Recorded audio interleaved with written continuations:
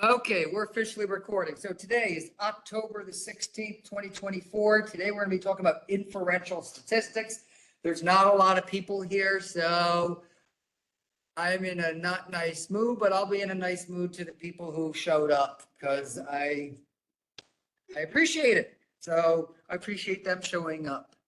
And so that kind of, those of you know me about attendance and how people comport themselves professionally. Man, I get real worked up about this. And me and my wife have some very animated conversations about our kids, so, and about how they do that. That's another issue for another day.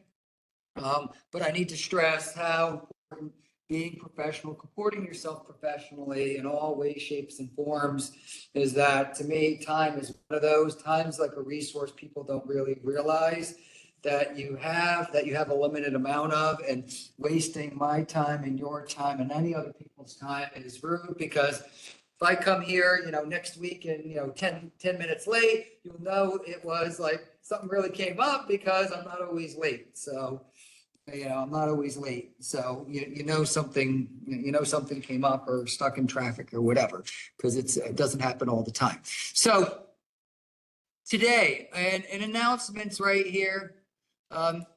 In announcements, we had a recap. We got a lot of things going on in campus. So if you're I know some people hang out here. We've got a group from Puerto Rico coming in and ECU on something called GeoLit. Okay, it's geospatial geoscience literacy to help facilitate, proliferate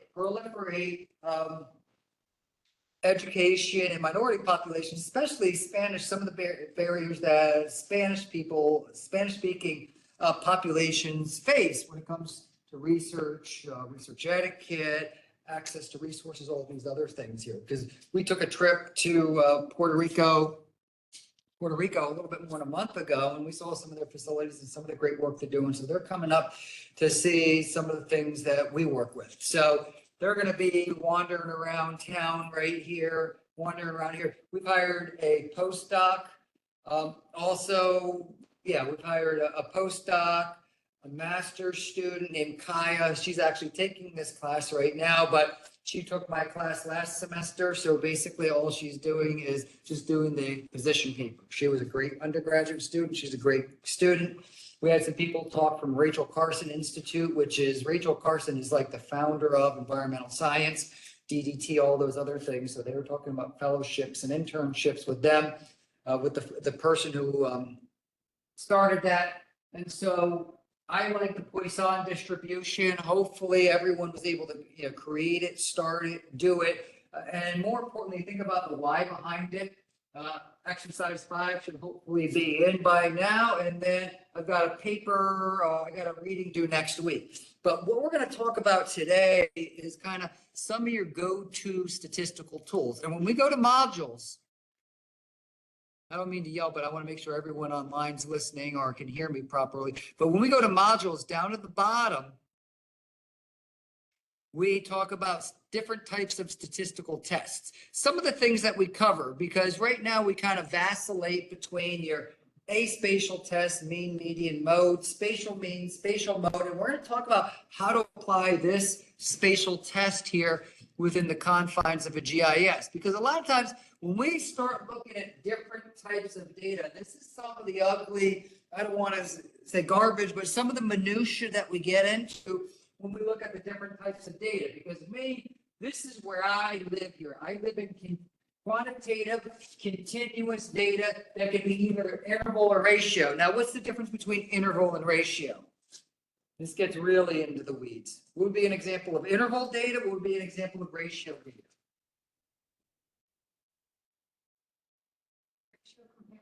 Yeah, comparing two.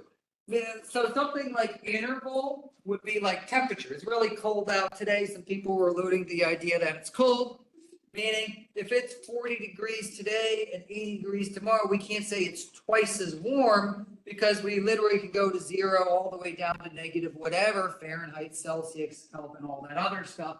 Where that if we have population, if we have 4 people in here and another 4 people showed up, we could say that, oh, the room size or the population doubled, meaning that it's a ratio. And so there's some nuance in these with elevations, which technically go below zero and all those other things. But typically ratio data have an absolute zero, so we can create multiplicative relationships between data, which doesn't exist with interval data. And it doesn't exist with interval data. And then we have discrete data like 1, 2, 3, 4, 5 versus continuous 1.27, 4.59, 2.62. And then we have all these caveats with like qualitative data. Now, a lot of times qualitative data, in this case, something like ordinal data, like first place, second place, third place, fourth place.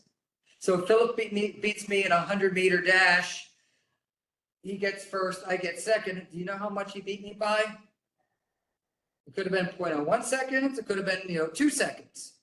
But it's just order. So it has some quantitative value to it. It has a little bit of quantitative value to it, but it doesn't have that much. And in addition, other types of qualitative descriptions like stories and oral histories and other things that are really different to conceptualize, quantify, or whatever. I was just kind of Googling this, and I saw this really neat paper in PubMed or National Institute of Health, but these talk about some of the different statistical tools. And what we're going to talk about today, we've got means, medians, modes, we've got all these different measures of what?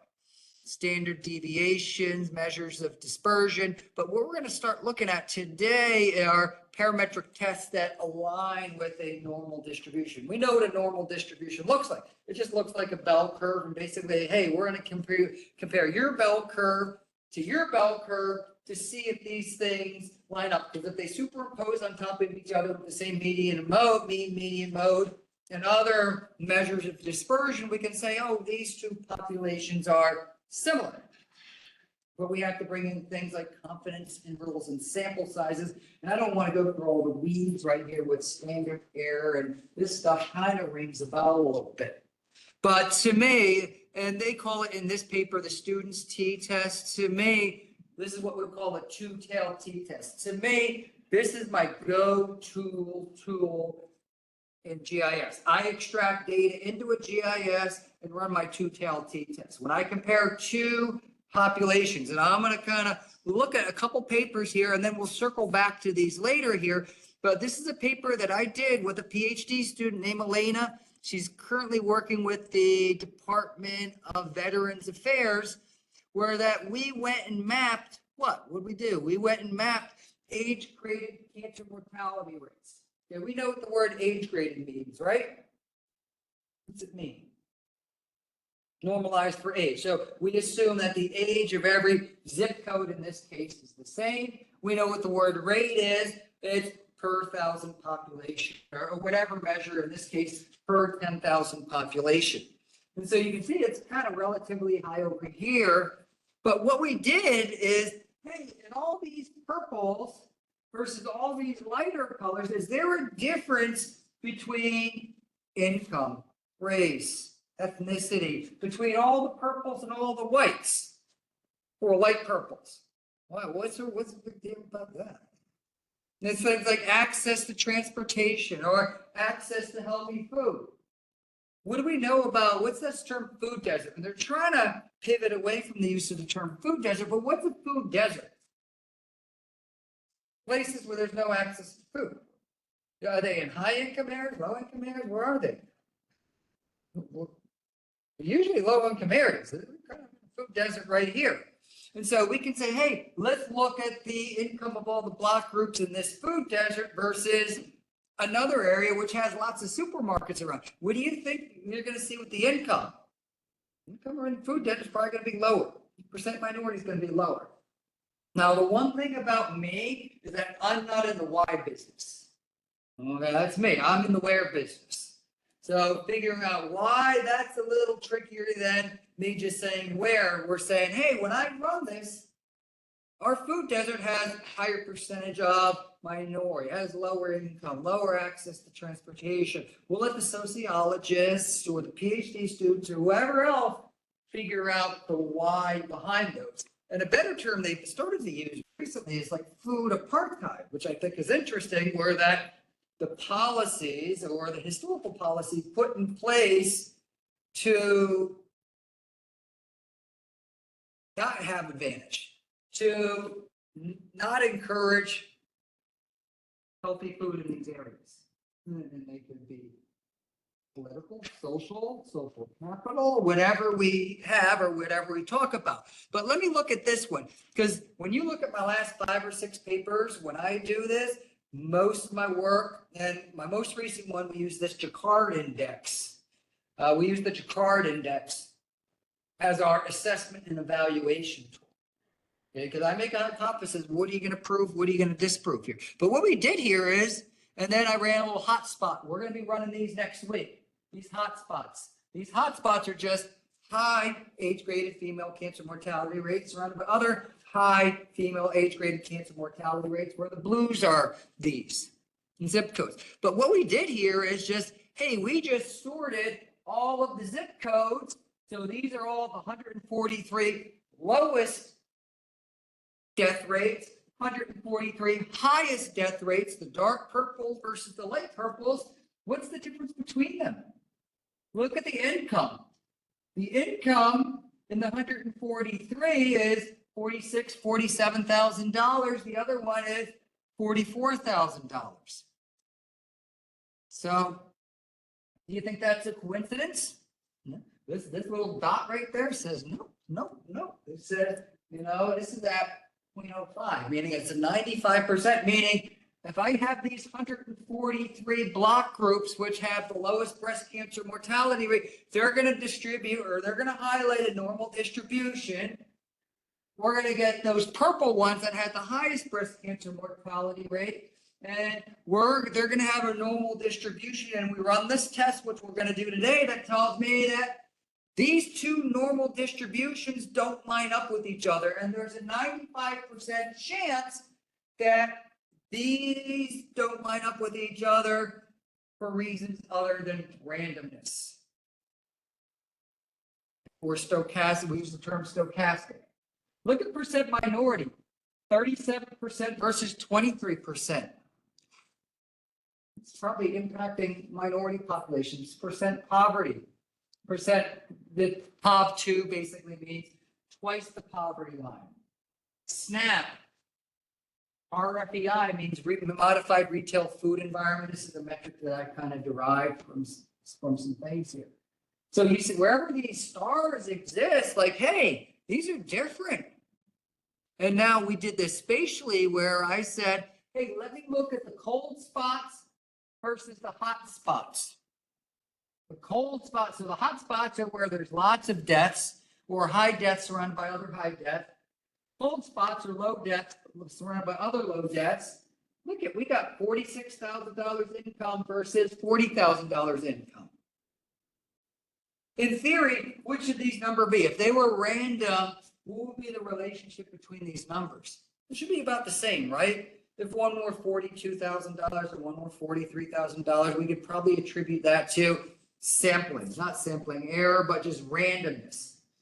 If I pick out 50 people and had their average height versus another 50 people versus their average height, I might pick some taller ones just out of this random sample, which we'll talk about. Percent SNAP, green space. This is my go-to tool, and these things, these are derived using a GIS. Hot spots, cold spots, derived using a GIS. Sort. I extract these, sort these things out, cut and paste into Excel. So today, we're going to look at these tools. This is one called the Journal of Rural Study. What's the definition of rural? We got the same thing right here. We got different methods. How is, actually, we do something here called an ANOVA. Okay, an ANOVA, we're looking at right here, where we use different methods. I run an ANOVA that says, hey, if I average up income in rural areas using one method versus another method, it means it's different. That's kind of odd. Meaning you create the word rural, you define rural, and you can see that like income is different no matter how, or depending upon the way you do it. It should all be the same, right? Your definition of rural should be the same as my definition of rural. We'll talk about this a little more because I'm pretty sure I did I'm pretty sure these are ANOVAs. Okay, ANOVAs are a little different here. Yes, yeah, they're ANOVAs, and I got some Jakarta index. Another thing here, relationships between by mail voting. You know, and what I have right here, using a working hypothesis that regions with higher COVID-19 rates would have higher rates of mail-in ballots. We will compare these statistically and geostatistically, and we got our nice little table. I do have a nice little table. I swear I do. Somewhere. Where is it? Maybe I don't. Maybe I don't have the table. Oh, I got my nice little table right there. It says, when I look at the hot spots, the high COVID rates have a mail-in of 9.04. The cold spots, 10.1. That's exactly opposite of what I wanted to prove, right? Okay, and you can see here, this one right here, emerging hot spots, n equals 43. N is your sample size, n equals 39. So actually areas which were turning into cold spots had like twice, 2.5 times the mail-in rate than areas that were turning into hot spots. What is that telling you?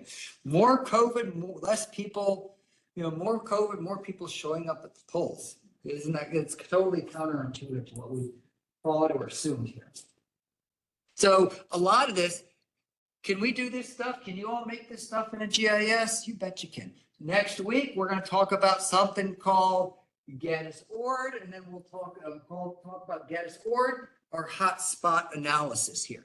But I can't stress, there's a lot of statistical tools out there. I have one that me and Dr. McGinn did. We have another one.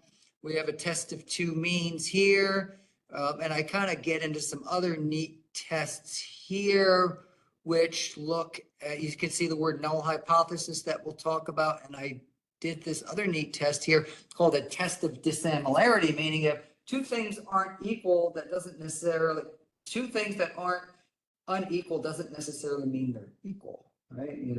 I don't want you to make a type 1 error or anything.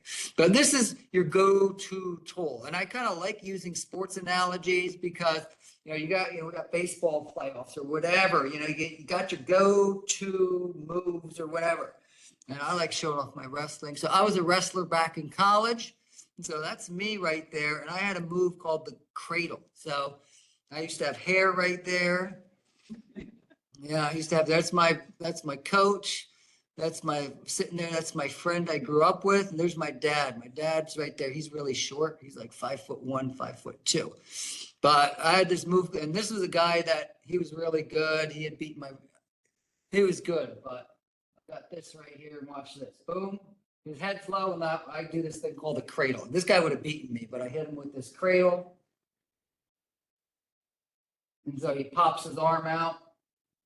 And then boom. So that's like my go-to move. You know what I mean? Like, hey, when you wrestle Tim, don't get your head, you know what I mean? Don't get your head in there. Come on, Rudy. Yeah. He's gonna rack you up. And this kid's really mad because I kind of knew this kid. He went to Lock Haven up in Pennsylvania. I kind of knew him because I knew him in high school, and he wouldn't even let me hold his jock strap in high school because he was so good. Like he was like a Pennsylvania state champ, if you guys are familiar with wrestling and stuff like that. This was my other move because I was really good on top here. We're not going to show the whole match, but this is a kid from Nebraska. He beat me in high school real good. I was real tiny in high school, but I call this like a Clemson roll here. But boom. And I don't pin this guy right here, but I get back points. But the thing is, and all kidding aside right here, so you go through the legs and then you basically, so when you see the ref here counting, that means like he's almost pinned, but you're getting points. Okay. So right there. And so I get some points there. But all kidding aside there, this is your go-to tool, go-to move, go-to pitch, go-to whatever. And I can't stress the importance of you having a go-to something when you do statistics, especially with the assessment and evaluation portion of it.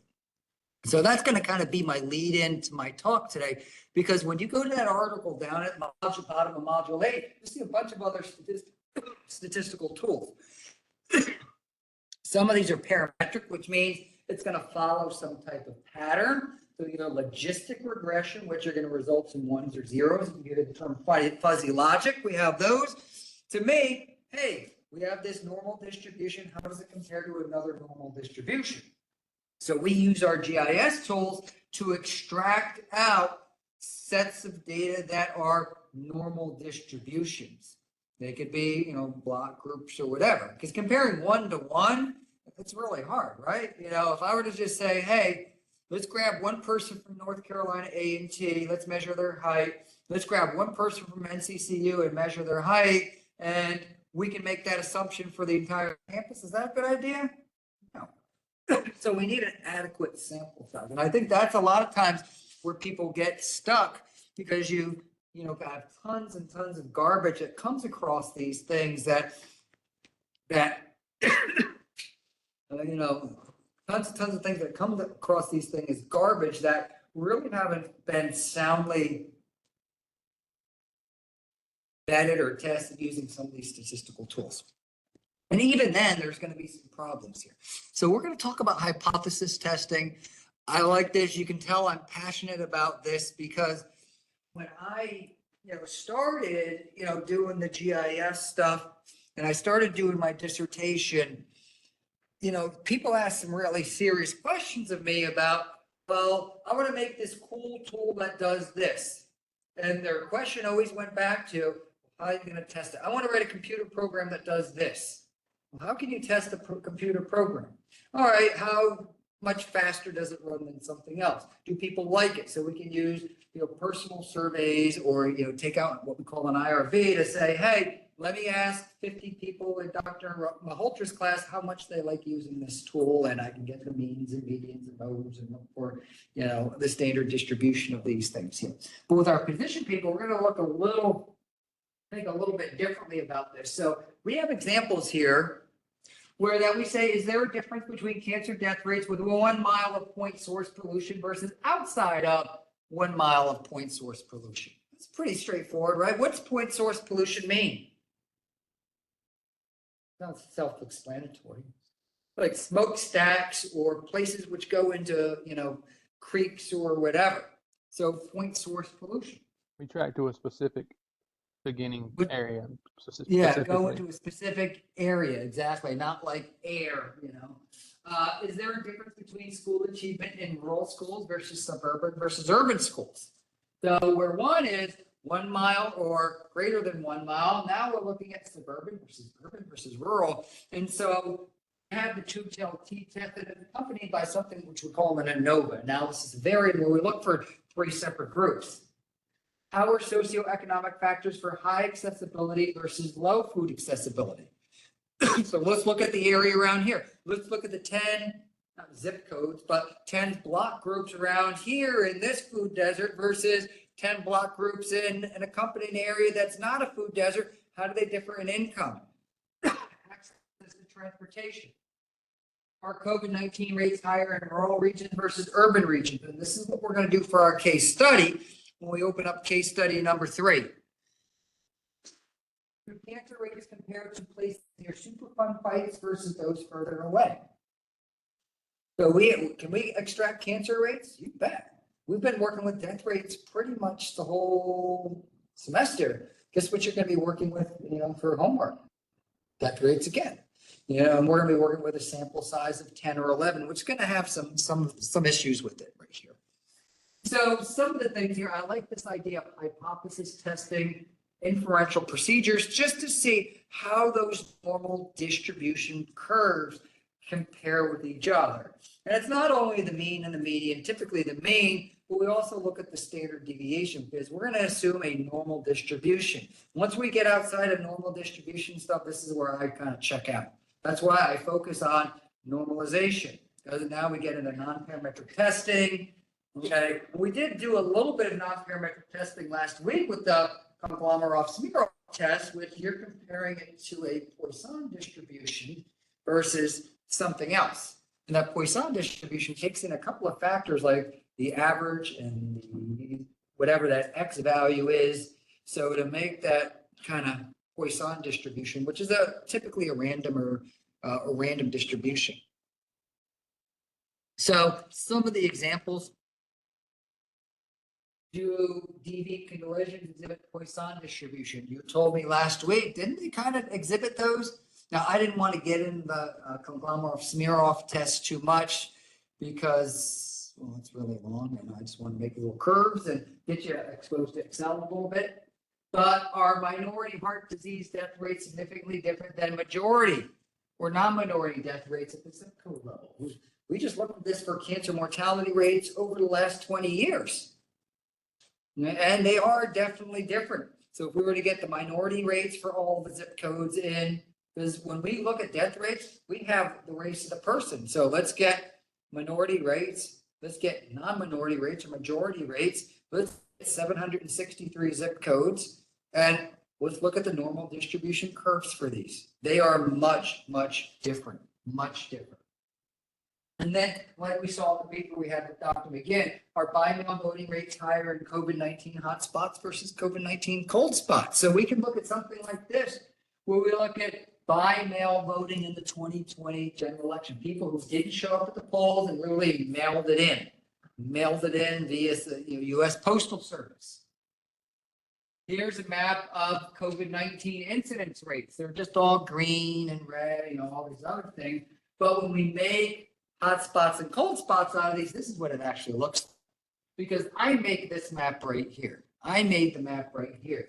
And so you can see this one goes from 325 all the way down to 819, while the range of this is not even 50 in the middle one. So it does distribute a normal distribution, probably skewed to the right a little bit. So some of the issues to consider when we talk about these, rates are necessary. To me, rates are always going to be necessary. So when we look at COVID-19 rates, by-mail voting rates, median household income. So when we do these, there's a lot of data development going on here. Just think about that project with Elena, where we had to get a list of every single person who died. And we kind of looked at those lists, right? 120,000 a year over 20 years. We're looking at about 2 million people. So now we got to figure out what's cancer? What ICD code is cancer? Anything that starts with C. Then we got to extract out the African American and then kind of run some sort of summary. And then we got to make sure everything's a text. So there's a big data development with these. Things like median household income. So these are all normalized. So that's why we start with normalization. Now make sure you maintain consistency where travel time to the nearest supermarket will have different impacts in rural versus urban areas. So meaning if I were just to map travel time to the nearest supermarket, people are going to say, travel time to the nearest supermarket is really high in rural areas. And what are most of you going to say? Yeah, that kind of makes sense. Like, oh, what's the big deal? And so, okay, wow, split the atom. Now, what you do is, hey, let's just look at the urban areas. Let's look at the rural areas. Now, we did a paper there that, what version of rural are you going to use? And so there's lots of different definitions of rural that we can use that show statistical differences amongst various variables when we calculate an ANOVA. So if we calculate like a median household income for one definition of rural versus another definition of rural versus another set of zip codes for rural, they're all like different. That's kind of odd. But when we look at these here, and what we're looking at here are rural, and this is called PRTI, Pixel-Based Relative Travel Time Index. I don't want to worry too much about this, but these 2s and these 3s mean that it's 2 times further to healthy food compared to unhealthy food. Okay. These over here mean these areas in green right here mean they're closer to healthy food compared to unhealthy food using this pixel-based travel surface that we created. And I don't want to bore everyone with that here. But even then, you can see this normal distribution skewed to the right a little bit right here. So what I did was I got rid of all of the urban areas. So now we're just looking at the rural areas. So now we're comparing apples to apples. And so I can see the low, I can see the high. And basically what I want to do is, hey, let me look at these 4 axis And typically, we use the term food swamp, meaning areas that are inundated by low quality food, fast food, convenience stores compared to supermarkets versus other areas.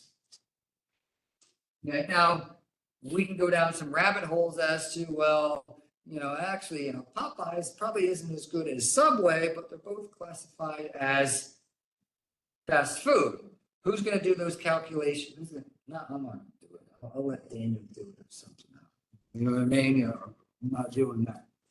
So because when we look at the ICD code, or not ICD, that's for death, NAICS code, North American Industry Classification Standard, there's a lot of different things in there. I'm just kind of joking. We have a group coming in from Puerto Rico. They should be here right now. They're joking, like, where should we go eat? Where should we? I'm like, I don't care. You know what I mean? But you're right next there, there's Chick-fil-A. So you can get lots of cholesterol. You can get a nice little salad with the lime, cilantro dressing or whatever. You got lots of options there. Do what you want. And so even then, fast food, there's still healthy option, unhealthy options. Even though I went to McDonald's a few weeks ago to take my kids, and they're like, I'm like, do you have salad? We don't even do salads. Just, who are you kidding? Just get the McNuggets and the fries. I thought McDonald's had salads. They used to. Yeah, I'm like, and they're like, nah, just get what you're gonna get. Just, who are you kidding? We got little kids here too. Just don't make them eat salad. So, but all kidding aside, right here, there's a lot of rabbit holes we can go down on with this research here. So when we look at this PRTI analysis, this is the worst access, this is the best access. So this is just a normal distribution curve of that worst access that have had to travel 2, 3, 4 times further to unhealthy food. This is the best access. So most of this stuff kind of makes sense to me, but you can see the normal distribution curve for one versus the other. I care about those more. I care about the mean. The worst axis has a median household income or an average median household income of $33,000 versus almost $38,000. Think that's a coincidence? I don't. Where do you think they're putting all the Where do you think they're putting all the supermarkets? Probably in the higher income areas. Where do you think they're putting all the fast food and other things like that? Lower income areas. And my father-in-law actually just sent me something today about life expectancy map, and the area where they're from and my wife's from, it's got low life expectancy in Northeast Indiana. And he's like, why? Well, you ever see your nieces and nephews? My wife's cousins, they just walk around with like Mountain Dew, like literally, that's like their drink. They drink it for breakfast, drink it for lunch, whatever, Mountain Dew. They complain about money, but guess what they're eating for lunch? Fast food. They cook salad. I don't know what salad is. And so all these things not only contribute to poverty, but also contribute to negative health outcomes. And one of the things we're going to look at today as part of the exercise is spending patterns. What are the spending patterns? Those are things we have access to. So now, other things that we can start to look at here, and we're doing the same thing with the by-mail voting rates versus race. Highest minority zip codes, highest majority zip codes. So when we look at by-mail, it's for this particular selection. In majority rates, it's about 10.5 by mail. Highest minority, 8.05. So when we look at a normal distribution, that vertical line right there is going to be on the 8.05 just for minority zip codes versus majority zip codes 10.15. And we can look at those normal distribution curves. So that's what we're looking at is these means and also the standard deviations and other things like that. And basically, when we run a two-tailed t-test, what are the chances these 163 zip codes have a 10.5 versus these 153 zip codes have 8.05? Are they far enough away? Are these distribution curves far enough away from each other for us to say they're statistically different? That's all we're doing. So what we have is our null hypothesis. And so a lot of times with that position paper, that's why I say let's get a null hypothesis that we can prove or disprove. And I'm telling you, like week, 6, 7, 8 in geostats, get a null hypothesis, get a hypothesis that you want to prove. So a lot of times when I write code or pull programs, okay, you got to think long and hard about how you're going to quote unquote, test them. All right, I wrote a model. All right, how well does this model compare to existing data out there or something like that? And so we can use Jacquard indices or overlay them. Hey, they're 40% correct or whatever. But I think doing something with statistical significance would be even better. So we have a predictive form of analysis. And so our hypothesis becomes a theory of science when repeating testing produces the same conclusion here. But to me, we want hypotheses. They could be really simple hypotheses. There's one sitting there above Josh that says, what? Areas, zip codes near chicken processing plants have higher COVID rates than areas further away. Do I know why? I don't. I'm an aware person. Seriously, I'm an aware person. Okay. So we have instances of urban heat islands. Are there significant differences in areas between urban and adjacent areas? Is there a difference in precipitation? And I know this is getting some of the stuff that Daniel's looking at with some of the weather data. And with him, he's got tons of data. Well, what's a good null hypothesis that we can get? What's a good hypothesis that we can kind of come up with? Because at the end of the day, we start to look at data here. Okay, these are crime rates because we want to get crime rates. Because if I say, hey, within this block group or within 1 mile of NCCU, we had 57 car thefts. Outside of NCCU, we had 109 car thefts. Does that mean anything to you? 57 versus 109? Not really. Why? Because I don't know the area of within 1 mile versus outside of 1 mile. Is it the rest of the city, the rest of the state?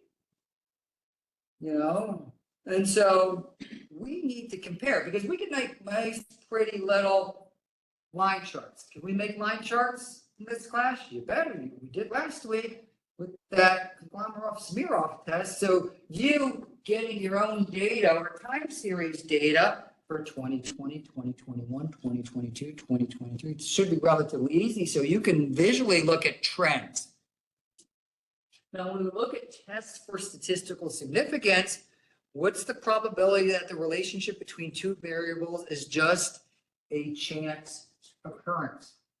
And this gets into a little bit when we start talking about correlation or regression.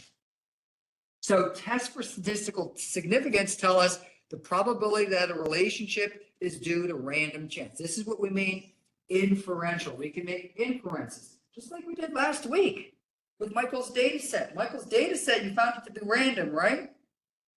Okay, meaning that Michael went and GPSed all that stuff. There was a really good chance that if I just turned around and threw 57 points onto a map, it would look like that. Some were close, some were far. Because we know there's intentionality. So last week was kind of the first of our inferential testing. How close is it to random? How close was it? Was it close to clustered or dispersed at all? It was close to dispersed. Was it like what, 0.12, 0.13, or not that close? It doesn't matter. I was just asking because I ran it and I just went on to the next thing because I don't want to. So what is the probability that we make an error if we assume we found a relationship? So that's why we have these statistical significance. Now, we can never be 100% significant. And significant means it's not likely to happen by chance.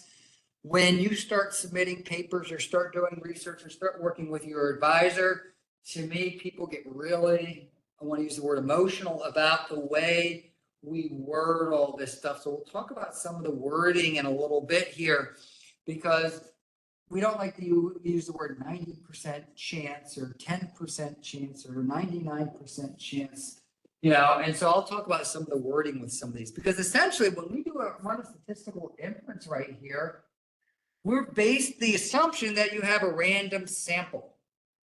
What's the word random mean? It's just pick randomly. And that's basically what I did before, where that, hey, I grabbed all the low access, I grabbed all the high access. So what are the chances that these two groups are different? So a random sample assumes that every member has an equal probability of being included. You know, like I said before, you know, I want to make a hypothesis that everyone on the NCCU campus is taller than everyone at the North Carolina A&T campus.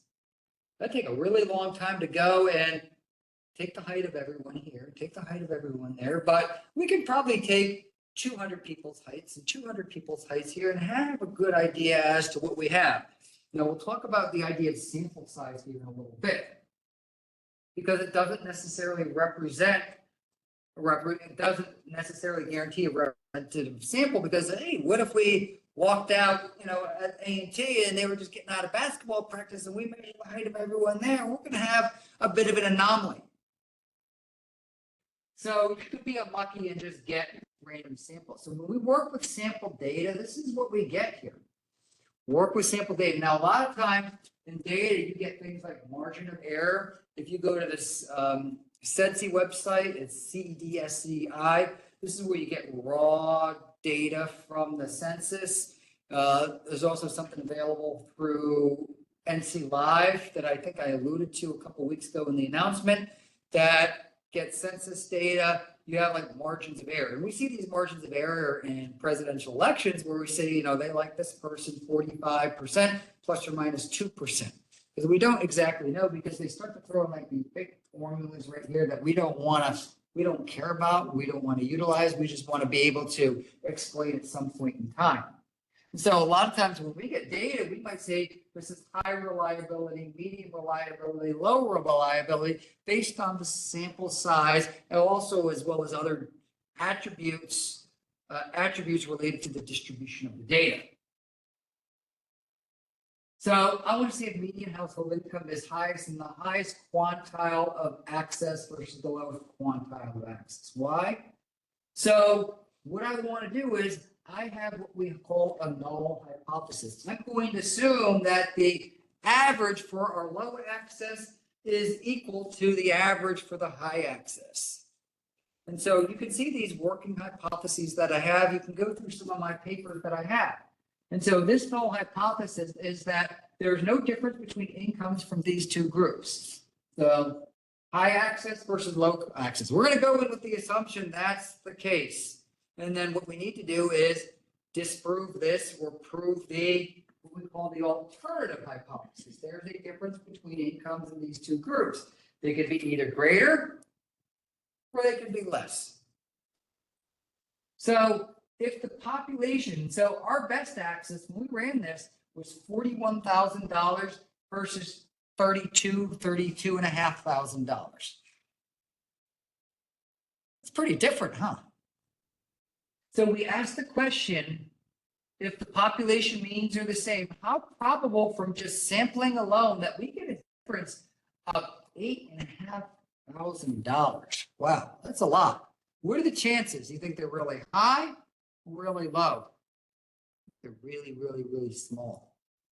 Now, if there's only like one zip code, they might say they're equal because we have a really high what we call margin of error. If it is, if we think these two are equal, we accept the null hypothesis. To me, I don't think it's likely that we can accept the null hypothesis, and so that we can accept the alternative hypothesis. And we'll talk about the wording for that, because what we're basically doing is we're looking at the normal distribution curves right here to see how well they line up. And if these lines are far enough away from each other, then we can reject the null hypothesis. Hey, high access median household income doesn't equal the median income for the low access people. So we can calculate. Now, this is how we run this test here. We have the mean, the values. What's this n mean right here? Sample size. So this n is in the denominator, which basically means we want higher sample for lower margin of error. And so now when we run this, because we're going to run this in Excel. Okay, we're going to run this thing in Excel. We're going to run these big nasty formulas in Excel, just like we did with the factorials and that weird gamma symbol with the Poisson distribution. And you're going to be running these great formulas. Now, what we do here is, what does it say? Our best axis is $41,000. Our worst axis is $32,000. And then I'm going to get a p-value. This is all I care about because these p's are what I care about. These t-stats, you can kind of think of these as z-scores, kind of like z-scores. So what is z-scores? What's a high t-score or z-score? 2, 3, 4. Hey, this is pretty high on either one side or the other side of the mean. Typically, these t statistics, I'm going to be negative in this case here. What I care about more is the p-value. And this means two-tailed. It can either be greater than or it can be less than. It doesn't matter which. If these numbers are low, that means they're statistically different. If they're high, if they're close to 1, that means they are statistically the same. So I want to kind of go through and show some examples because it's highly unlikely the means are equal and that we should accept the null hypothesis. That means they are statistically different. Okay. What's the percent chance that they're the same? There's only about a 4% chance that we would average up 11 numbers and one would be $41,000 and another would be $32,000. If I were to just go grab 11 numbers here, 11 numbers here, look at a normal distribution of those, there's less than a 4% chance that we're going to come up with something that looks like this. That's all it means. That's all it means. We're going to do some things with urban and rural COVID rates. Hey, we're going to make some assumptions as part of the class exercise. Because we have these normal distribution curves here. This is where I live and breathe right here. I like these. I don't like the skews are okay, but non-normal distributions I don't necessarily like.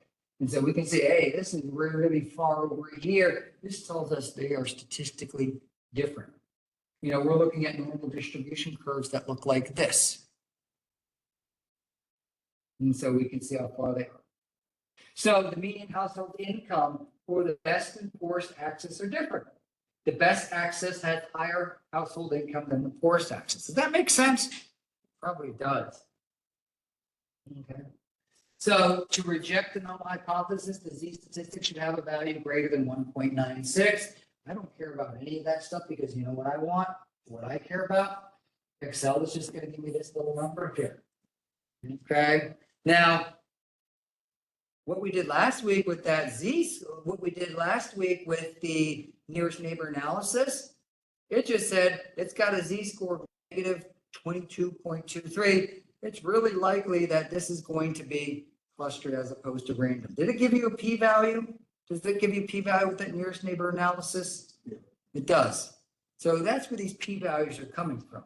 The lower, I don't want to use the word better, but the lower means that you're disproving your null hypothesis. All right, so some ways that we can say this. Okay, and this is where people get really angry really quickly, but there's a lot of ways to say the same thing where that we use a statistical test and simply distribution to say we're conducting a significant test. We can say the results are statistically significant at the 5% level, statistically different at the 5% level, statistically significant at the 95% confidence, meaning there's more than a 95% chance that we can say these numbers are different. Okay, here where we focus on the where here, and in this case, we just use GIS data at the end of the day to do what? Extract out what? We use GIS data to extract out this relative travel time index, and then we just popped everything into Excel. We have another one here where we have these best access and worst access, where I get a p-value of 0.59. They're the same. They are the same. So when I get 422 versus 393, these aren't big enough of a difference for me to say that they're statistically different. And there's for a lot of reasons. Not only is it the mean, it also accounts for the variance and standard deviation and other things as well, because variance and standard deviation are just related to each other. But we can't say the means are different. Maybe that's what you're trying to prove. Nothing wrong with that. The lower the p-value, the better. So if something's between 0.5 and 0.1, it's equal to 0.1, we can say we're 90% confidence. It's probably useful for publications or research. You see a little 1 star up there, and then you see little 2 stars up there, you see 3 stars up there. So 2 star might be 0.05 versus 0.01 or 0.001. In theory, p-value should never be 0, even though you get a z-score of -22. Just say it's really good chance, very, very likely chance that this p-value is super, super low. You might see p approximately equal to 0 for like high z-scores like -22 or +22. Yes, Danny. So what is a p-score? 0.067 say about the analysis that we did for the call boxes. Call boxes, they would say that was nearest neighbor analysis, right? Well, what direction did it go in? And so it means that it's very likely that it's dispersed. It's because it's on that side, because that nearest neighbor analysis is a little bit different. So it's really close to dispersed, because that threshold might have said that up to 0.5, between 0.5 and -0.5, it was random. So that tool might have said, hey, anything more than 0.05, 0.06, it's random, but it's probably really, really close to dispersed. So these are some of the things we did with our COVID maps right here. So you can see our hotspots right here. You see little stars right there. When you start seeing little stars, that means it's statistically different. This is how I highlight it. So now when I look at the COVID hotspots, there might be 72 hotspots. Well, actually 121 hotspots versus 143 cold spots. And so when I average up these 143 hotspots, I get an average of 10.96. When I average up these hotspots, these 121 hotspots, I get an average of 9.04. I also bring in the variance, which isn't calculated. I didn't calculate it because who wants to see variance in this stuff? Not me. Definitely don't want to see that. And so when I look at these hotspots here, and this is just the average COVID rate here. I don't know why I did that. But when I average up these 121 versus 143, one is 9.04, one is 10.96. The chances of me having 121 just random numbers averaged with a group of 143 random numbers has a less than 0.01 chance of happening that they would be this different. That's all it means. That's all it means. Then you can see for 930, you can see actually this difference gets higher and higher as we go closer to the election, which I think is interesting. This is another one where we look at rural food swamps versus PRTI, best access. So you can see, okay, percent minority. What are the chances that we have 35 block groups have a percent minority of 61.39 versus 43.03, just based on random chance? Really, really small. So something else is happening here. Do you think it's a coincidence that almost 20% more rural, more minority, 20% higher minority residents live in rural food swamps? I don't think that's a coincidence. Now, why? Maybe some of the issues with food apartheid. Some of the policies put into place, redlining, some of the historical things put into place that account for these differences. You can see, average home value, it's about $11,000 less, but it's not enough to be statistically significant because when you start throwing in some wonky variances, wonky values, these variances throw off this threshold. Meaning, all right, it might be, 8,500, 85,000 plus or minus 20,000. That's a real high margin of error right there based on your sample size, which is 35, but your variance of the data. What's that word variance mean again? How much it varies, you know, is it 85,000, 82,000, 83,000, 81,000, or is it 85, 170, 10, 200, 30, you know, going back and forth? This is some other work that I've done before. I just like to kind of show off what I do. So I'm just kidding. But I do some things with equivalence testing, meaning that, all right, I've disproven the null hypothesis, but that doesn't necessarily mean they're equal, right? I'm looking into some type 1 errors. And I wrote this. This looks pretty smart of me. But I researched all this stuff. This is relatively new stuff in like the 90s. You think of like people have done everything with statistics that there is to do. But one of the things that non-rejection of the null hypothesis as a means to assume equivalence can be thought of as speculative and convoluted. So there's been some recent research on similarity tests. And I ran these in a program which called R, you know, so if we've heard of that. So if you take data science, I swear we're going to just do a little bit of R. I have someone making R tutorials for me because I just don't have the time to. So they're making them for me and they're getting paid well to do it. But now we can run some tests right here to see these tests. They're called two one-sided tests for equivalence and pair t-tests for equivalence, to also have another test for equivalence. So there's other equivalence tests out there. I think we had a reviewer who kind of came back and said, hey, why don't you check for some other equivalence tests? And I said, okay, cool. And I kind of got into this a little bit. The other thing we have is ANOVA, meaning now I have rural, I have urban, I've got suburban. Now I've got 3 different sets of data as opposed to just best access versus worst access. And to me, a lot of times I separate these into quantiles or quintiles or quartiles. What's the word quintile mean? How many groups? Quartiles, 4, meaning the highest and lowest. I just don't set them into half because that, you know, we're basically the means of those are going to be here as opposed to over here, where they're going to be further away with quartiles or quintiles or sextiles. So we have something called ANOVA. It basically looks for statistically differences between the means of 3 or more independent or unrelated groups. Hey, is there a difference in income between rural versus suburban versus urban? And there could be for lots of reasons here. So differences in rural versus suburban versus urban. Differences in high availability, moderate availability versus low availability.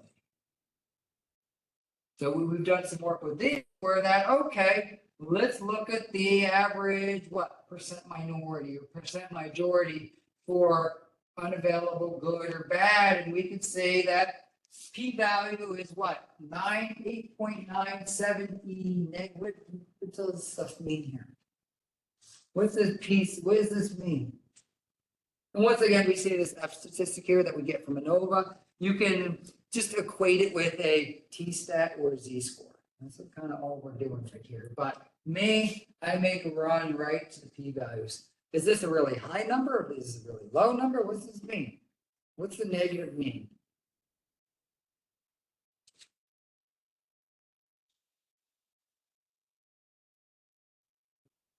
It's 8.9 times 10 to the negative 6. Is that a big number or a small number?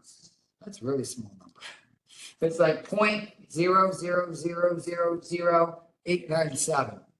So there's a really good chance that these 63 with this average are different than these 52 with this average are different than these 63 with that average. That's what it means.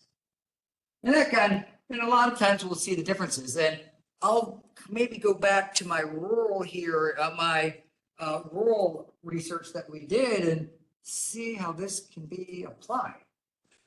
Here's another one here, differences in income versus one group versus another group versus another group.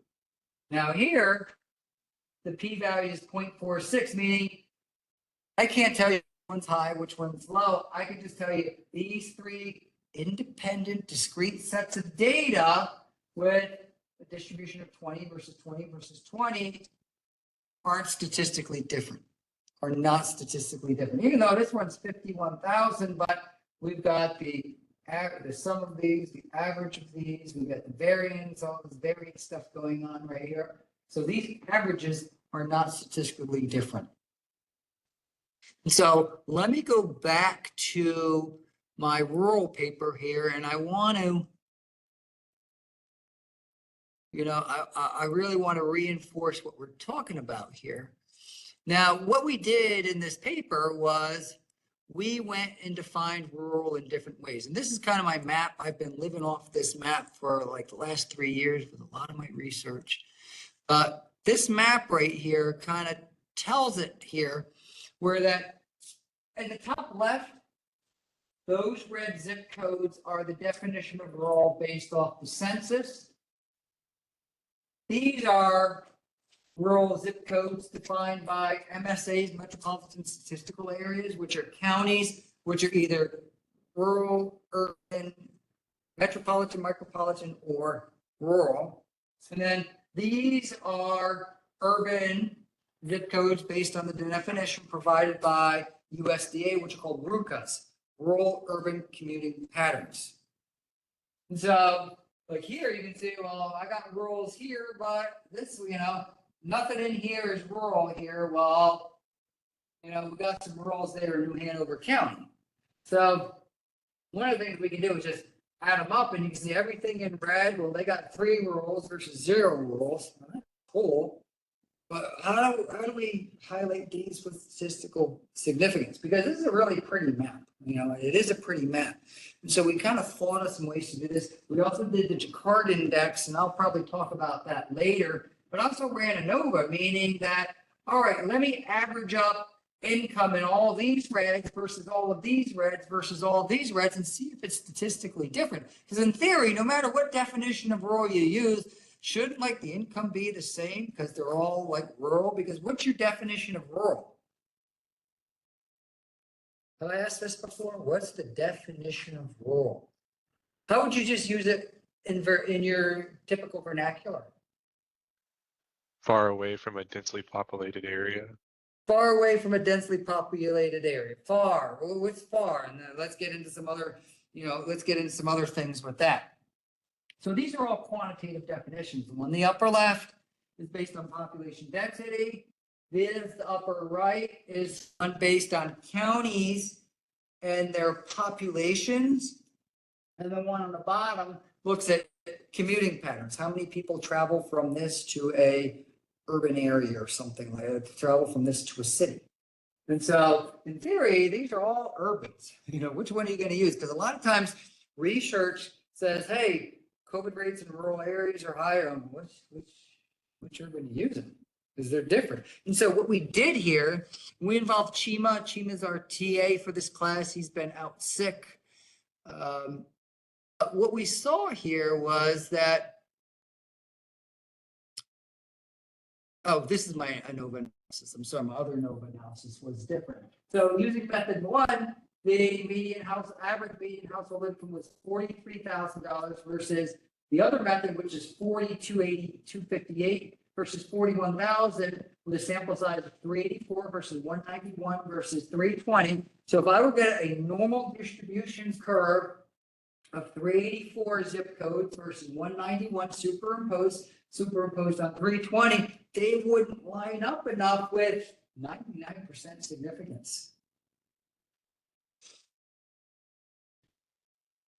No one looks amazed. Is anyone here amazed or no? I'm amazed. Okay. I don't want to use the word amazed, but I just find it interesting. So we just throw around this word rural and urban like it's like no one cares. But in reality, it's different. The way you define rural, it is really different. Which one's the best? And I get down here into which one's the best because there are other definitions here. So this is why we use ANOVA. And in 1, 2, 3, 4, 5 of the 8 different variables that I looked at that include median household income, percent minority, COVID rates, percent Democrats, distance to supermarkets, and some other food access measure. 5 of the 8 of them, the variables were different across the different definitions of rural. So this is where we use a note. Now, can I tell which one's the highest and lowest? Obviously not. I can look at them and say one's higher, but I can't say that, I can't make distinctions between, all right, this method 2 is better than method 1. It just says these are different. Because a lot of times we sometimes overstep our bounds when we kind of do the statistical testing, where that people start getting into the why business where I'm staying in the where business. And so we've got some examples here. These are looking at like purchase prices here. We have different sample size. This is what we have, different sample size. In north side, there were 7 homes. In central, there were 8 homes. In Easton, there are 10 homes. South side, there were 9 homes. I just took this from one of our books where we just go and apply the average. These are the averages right here. We've got this other variable right here. But when we look at these, this is what it looks like on a graph right here, where we calculate the mean of these, the sample size. This is kind of how we deconstruct the actual calculations to look at these. Because like I showed before, these are my different definitions of rural, and I kind of show the differences right here. And now you can see, p-values in some cases are the same, in some cases are going to be different, but the lower the number, the more significant the difference. And so once again, I'm just showing what we had before, where we have different definitions of rural with different sample sizes. So when we get back at 6:20, what we're going to do is let's open up case study number 3, and we're going to I'm going to write a hypothesis, and I'm going to say COVID-19 rates are higher in cities than not cities. And so we're going to go and answer these questions right here. We're going to go and answer these questions right here, and then start looking at chapter number 6. So let's take about 10, 11 minutes here. I'll get my research hypothesis up here, and then let's see if we can prove it or disprove it. But while we're there, let's open up exercise. It's called case study number 3. It's already up there, right? Okay, good, because I don't have to do that again. Okay, so this is what we're looking at. We're looking at COVID rates. We're looking at cities. And so we'll take some time here, and I'll point everyone here. And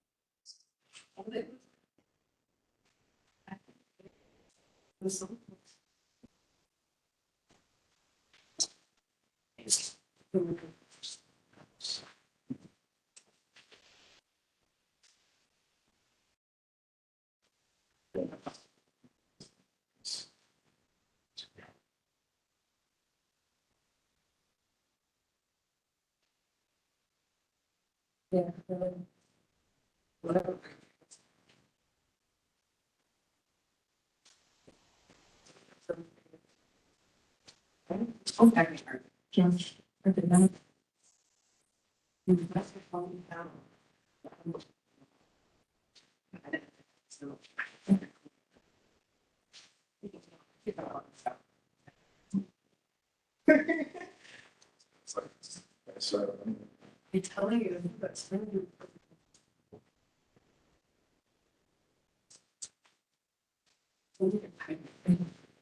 So you was very careful.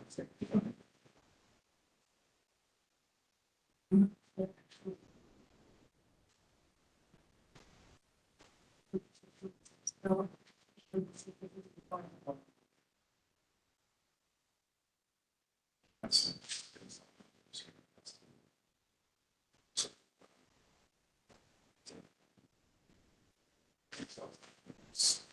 Just something simple.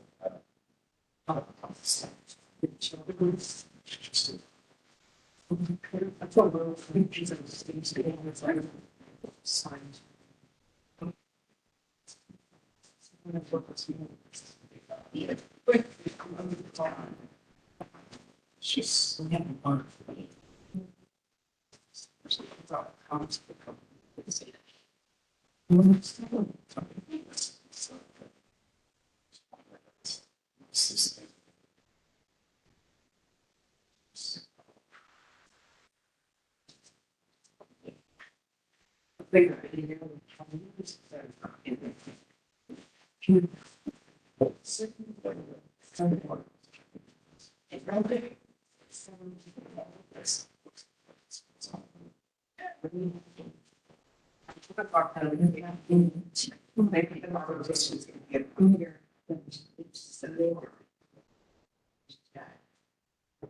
Thank you. Is that real? Take that on to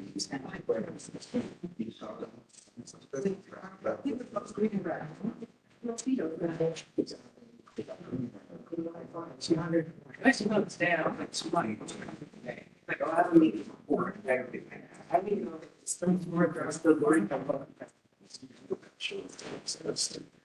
Yeah.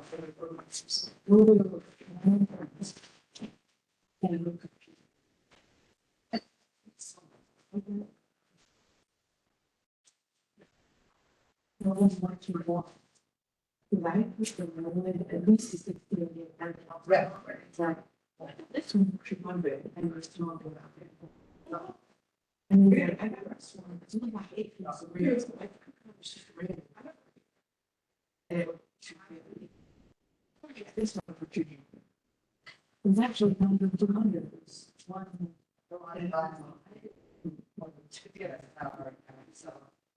Yeah, but usually. Where I can sit down with people who know. Yeah. She was good too, we can sit there and sit class, we can have. He's trying.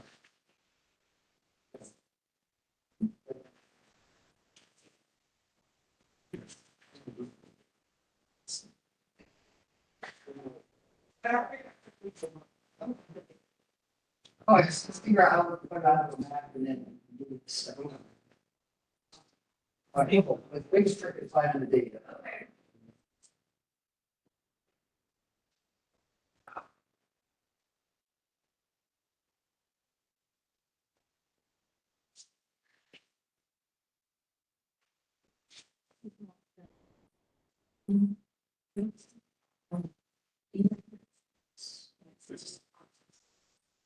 At reach your course and comes in document.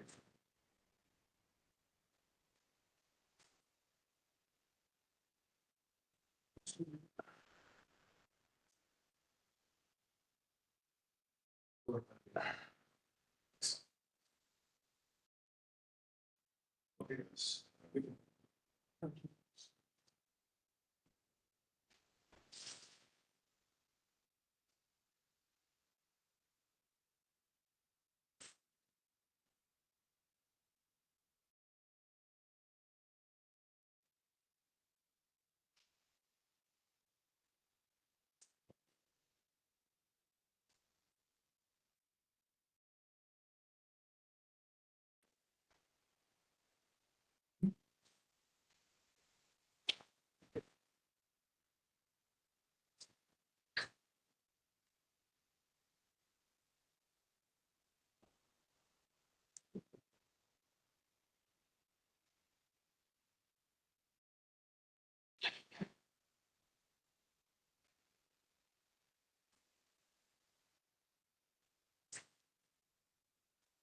What's up, Daniel?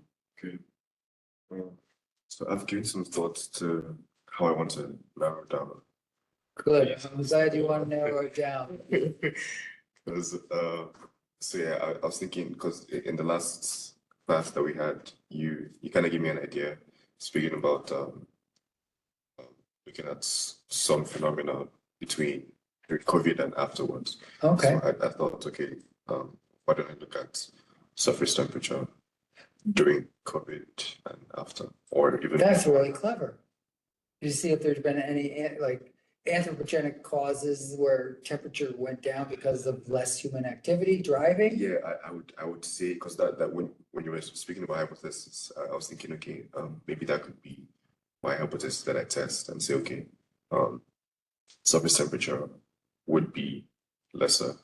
Okay, cool. And here, what we'll talk about with these is, well, let's figure out a way we can get these into a two-tailed t-test or, yeah, like a two-tailed t-test or create a surface map and then maybe during COVID, after COVID, subtract them and maybe group them by that or just subtract them. I gotta wrap my head around that. Mhm. Well, I'll let you just- wrap- I'll let you wrap your head around I'll it. get started with the basic maps first, you know, the Okay, I'll come in later and just get credit for it.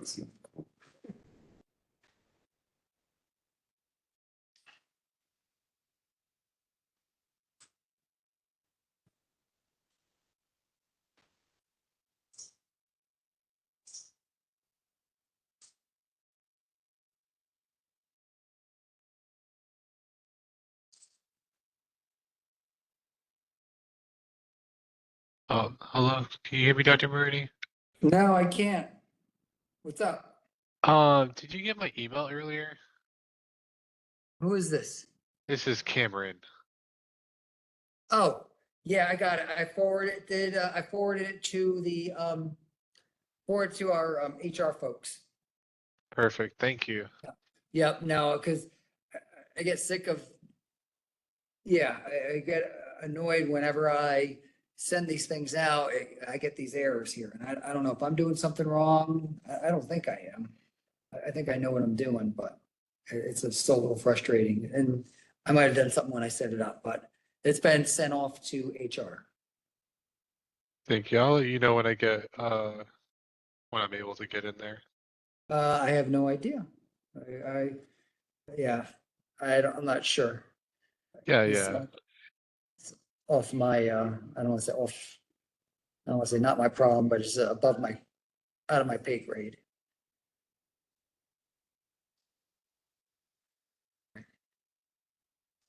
All right, we got about 1 minute here and then we'll get started. So my assumption is that, and we're gonna look at here. So what we're looking at here.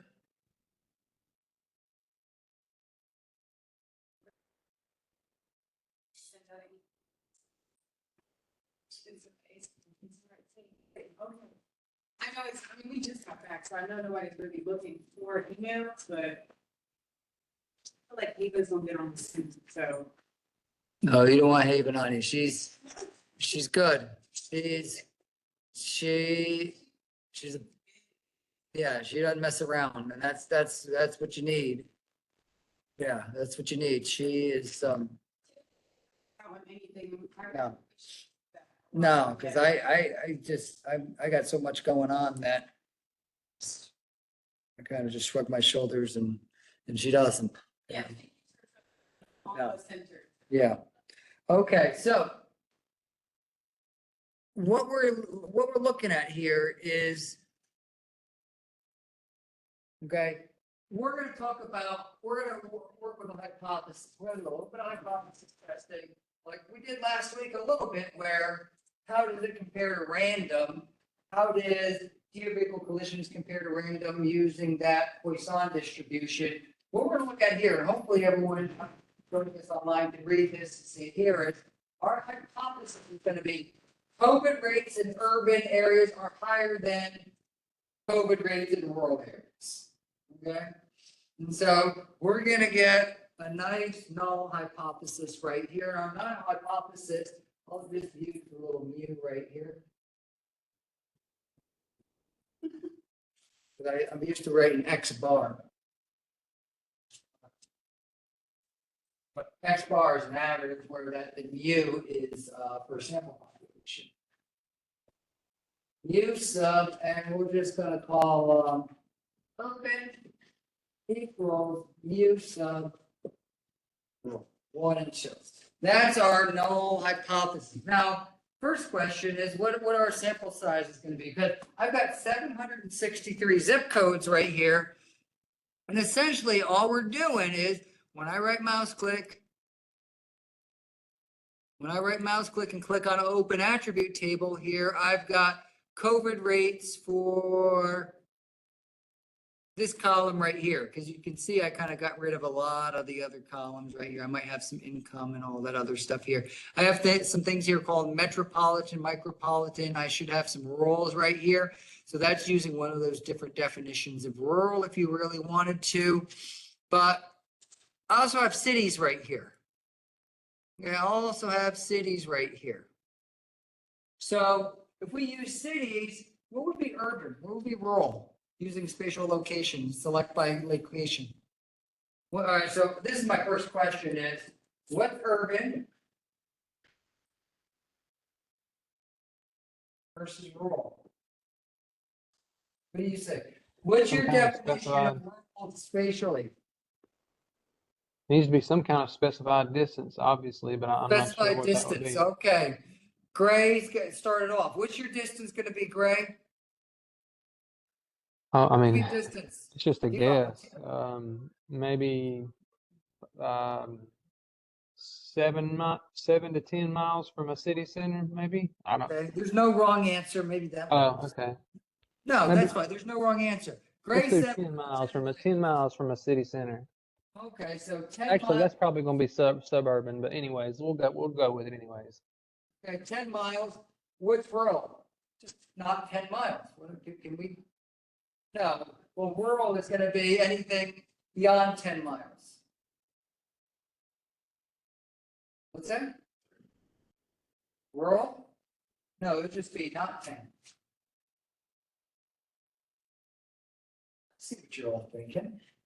Oh, that's a good idea now.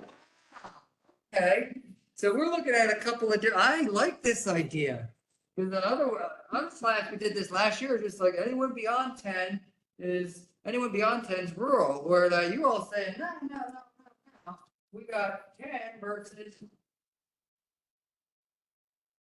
greater than 30 miles. Okay, I like that idea. That is really smart. And so if we had 760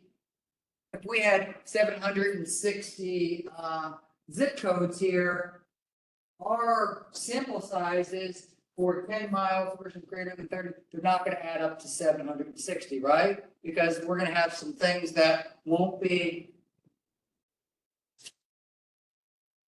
less than 10 or greater than 30, right? I like this. I like this thinking here, because last year they were just like, let's say 20, it's 30. Okay, that sounds fine. Okay, so first thing we can do here is, and we're going to do a couple calculations here in ArcGIS Pro, and then we're going to bring it into Excel because we have to activate the data analysis tool. You guys are going to actually edit your Excel today. We're going to add this whole new tool set so that you can run these statistical tools that you can do calculations in like we do in SPSS and R and all those other things. There's other software packages out there called SPSS. There's one called SAS. They do the same thing. Okay, you bring in CSV files or whatever you want to do. So the first thing we'll do here is we'll do select by location. Okay, select by location. And what am I looking for? I'm looking for zip codes that are within a distance of major cities. And we said 10 statute miles. Where does it say? Where's miles here? Statute miles. Watch what we have here. And I'm just going to click apply right here. So this is kind of what we're looking at right here. See? So these are all the zip codes. And if I wanted to, I can run statistics. And we're going to do this all a lot more in Excel, a lot better. But when I look at the properties right here, within 10 miles, what do I have here? Okay, my selection is X bar is equal to what? 850.8. What's my sample size? 138. So within 10 miles, there's 138 zip codes that have an average of 850, average COVID rate of 850.8. So you see, this is the distribution of less than 10 miles or within 10 miles. And remember what you did for the midterm exam, you could say completely within, all that, remember all that other stuff, that you can do those really specific spatial relationships. Now let me do another one right here, since I have it open. Now, how do I do this further than 10 miles?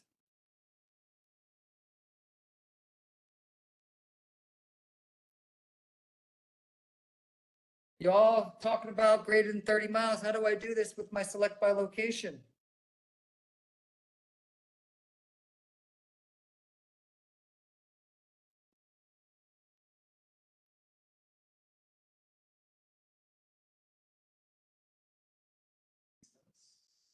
What's that?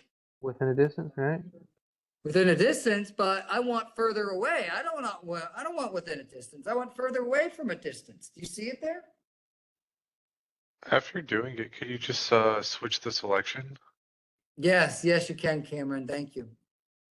All right, so yes. All right, so we can do within a distance of what? 30 miles. And now what can we do here? We can do something here. Now we can see there's 368 and we can do something called switch. Watch this. Boom. What am I looking at right here? So that would be your rural. Yeah, there would be our rural. Now, within a distance of, we can say have their center in, we can say completely within, you know, whatever we want. So there are some ways, you know, there's another thing here, instead of within a distance of have their center in, and then switch. This is slightly different, you know what I mean? You're showing everything that didn't satisfy the previous query. It's what we call a logical knot, NO2.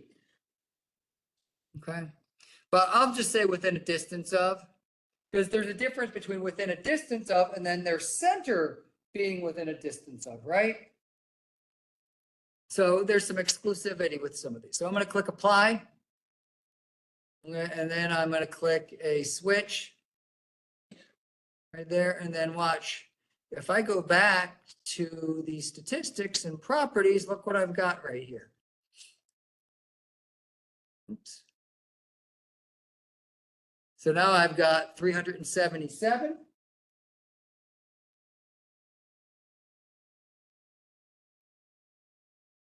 What's my average? 841.3.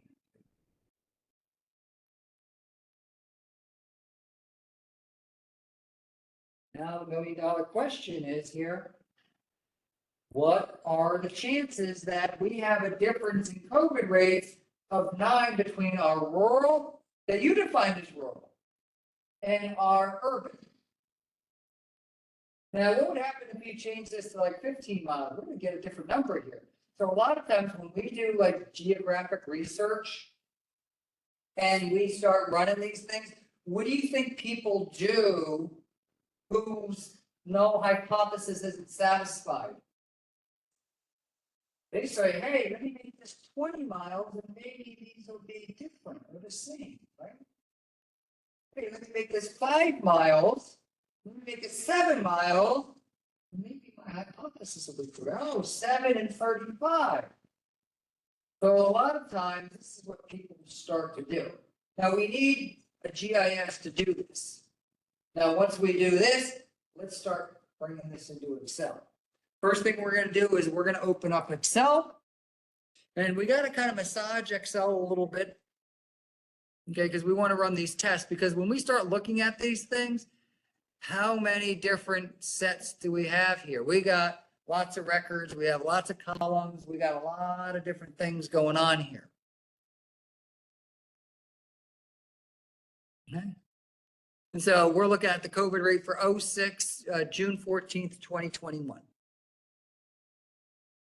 So what we're going to do here is we're going to open up Excel.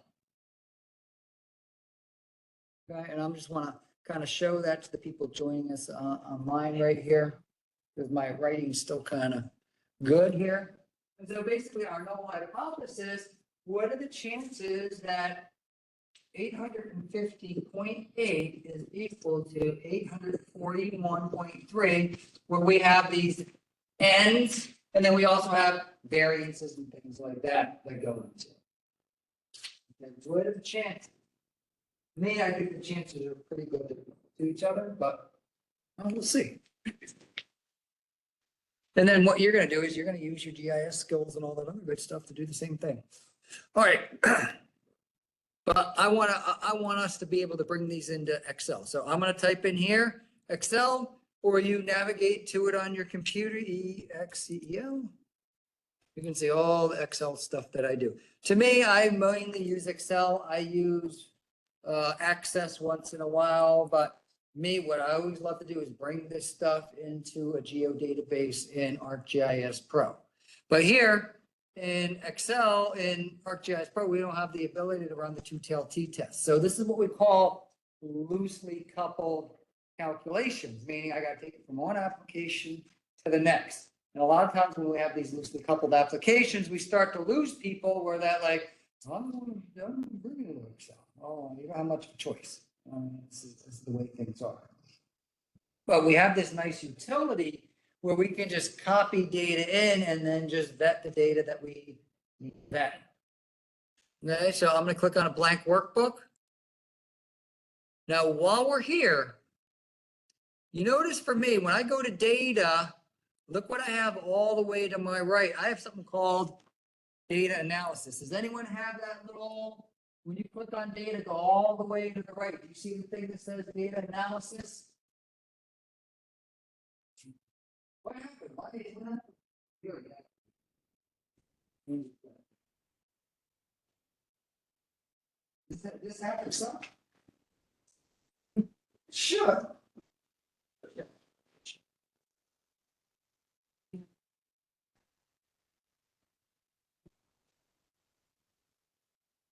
Okay. So we don't have this. Andy has it. You probably need it. Oh, yeah. All right. So we got this data analysis tool because when we click on this data analysis, we got some of these statistical tools that we allude to here. So I think what we're going to look at here is t-test, two sample assuming equal variances. Okay, but we need to go here, file, down to options. I usually mess this up because I only do this about twice a year. And I want to go down to add-ins. I'm just looking at Andy to make sure am I in the right place, Andy? Does this look right? Okay, good. He's my technical expert here. And next, I'm going to go to Excel add-ins and click go. Okay, good. All right, so file, options. I'm going to go into add-ins, and then under Excel add-ins, I'm going to click go. And then right here, click analysis tools, analysis tool pack VBA. What's this word VBA stand for? Anyone know? Visual Basic for Applications. So I could run stuff in the background because we did that Poisson distribution, remember? That's just an equal to sign. But if you want to associate lines of code with cells, we can write applications, programs that run in the background using a programming called Visual Basic, and then it'll reference objects like cells and rows and things like that that are explicit or specific to Excel. That, that other that VB will not understand in other applications. So click on this. I always click the solver add-in and then click OK. And now look what you have here with data. You got something new here? Good. Okay, so next we got to get data in here that we're going to analyze. Now, what are we going to grab? We're going to grab the 138 values that are within 10 miles that had that normal distribution skewed right. And then in another tab, I guess, we'll just go pick up 377 that are greater than 30 miles and then just pop them into another one. There's a lot of ways you can do this. We'll do it the Mulrooney way just because, I'm here. Okay, so let's look at case study number 3. So I want to find everything within 10 statute miles because that's going to be our that's not a mu, yeah, mu sub u, which is our urban.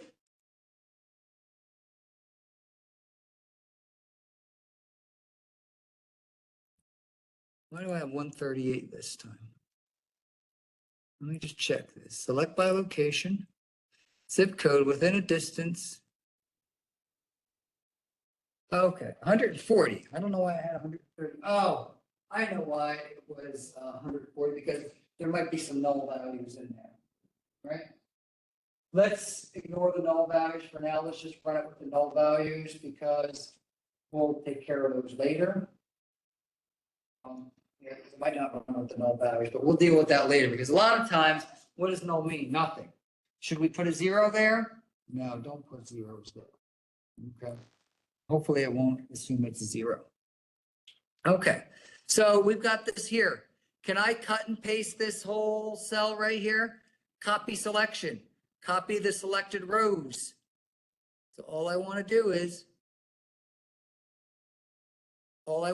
just copy these rows, 140 rows right into Excel. So I'm going to click copy,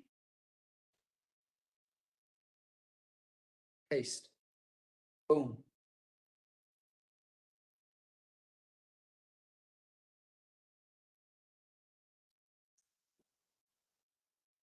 Because look at some of the things we can do here. I've got total population. I've got poverty rate. We can make some real simple calculations. Hey, is there a relationship between greater than, less than 10 miles and poverty rate? We're just doing COVID. And so for now, I just want to make sure I've got the right column here. What's the right column that we're focused on?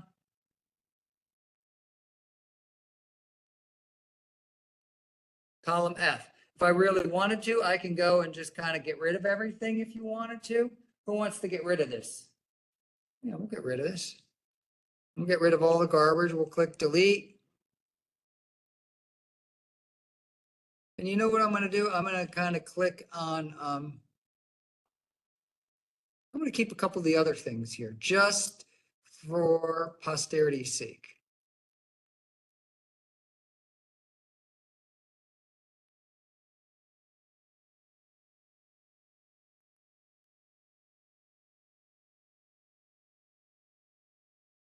I got percent minority, percent Republican. And just for the heck of it, I kept a couple of the other columns here because maybe if we've got some time, we can just run a couple of other tests. Hey, let's look at the income with less than 10 miles versus greater than 30 miles. Maybe there's a difference between them. So we can run some other tests. So what I kept was our COVID rates, median household income, percent minority, poverty, and total population. CY means current year. So this is probably like 2022 when I've kept this. And these are just, now, how many rows do you think we have here? 139. Just for the heck of it, what do we see here? If we move down, what do you see here for some of these COVID rates? I see nulls. Who wants to get rid of the nulls? Because I can tell you what already happens when we run the two-tailed t-test. It's not going to run because we have text in there that's being calculated. Does everyone or anyone know how to sort these data so I can get rid of the nulls?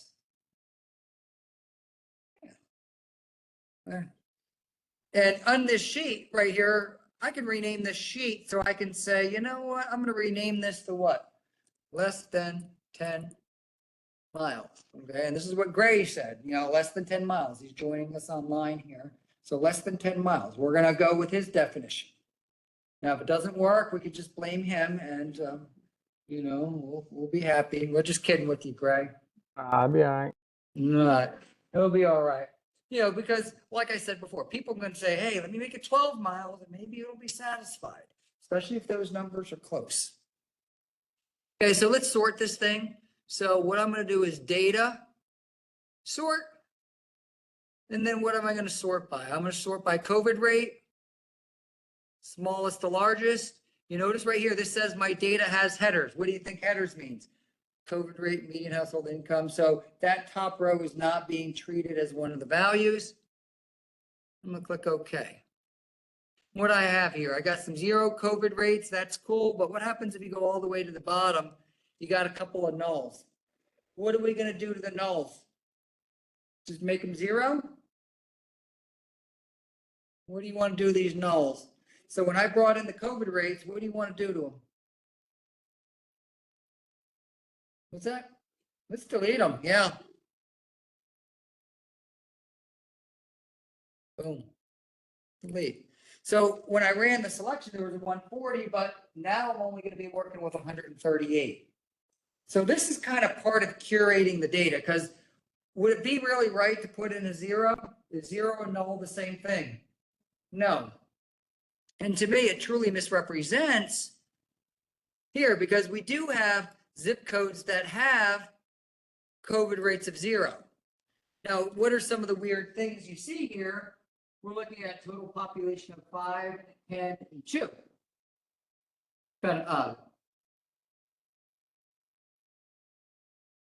Okay.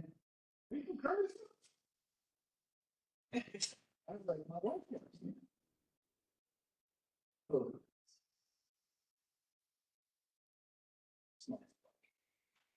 Then you can see that garbage down at the bottom. Let's just get rid of that null at the bottom. Okay, so now we've got these here. Do we think we can do the same thing for the stuff that's for the zip codes that are greater than 30 miles? And so all I did was just right mouse click, highlight these, and delete. I'm not going to delete these other ones right here. Okay, so next. All right, I'm going to give another tab a shot here, and I'm going to rename it. I'm going to call it greater than 30 miles. I like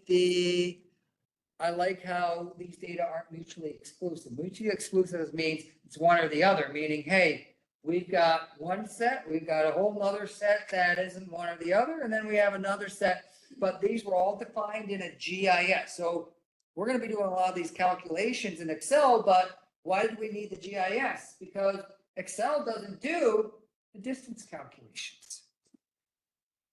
All right, so now we're going to go back. We've already done this. So now what am I going to do? Zip codes data within a distance of 30 miles. It's going to be a new selection. What does invert spatial relationship mean? Oh, watch. I'll just click invert. Anyone know about this? So it runs the knot right there automatically. You all see what I just did? That's pretty cool. Why didn't Andy tell me about this? He's my resident pointer and clicker here. Chima's not here for me to be met now. Okay. But we can invert. So basically invert just makes it a knot.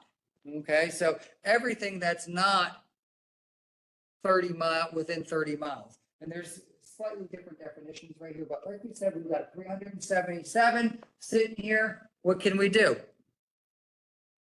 Copy. Let's plop this right into Excel again.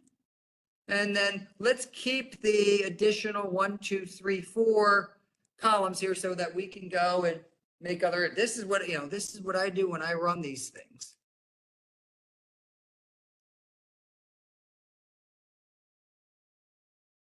Delete.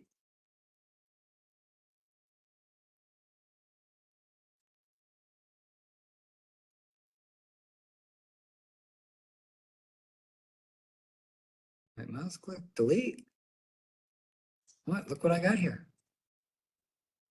So now, for greater than 30 miles, I've got COVID rates, median house goods.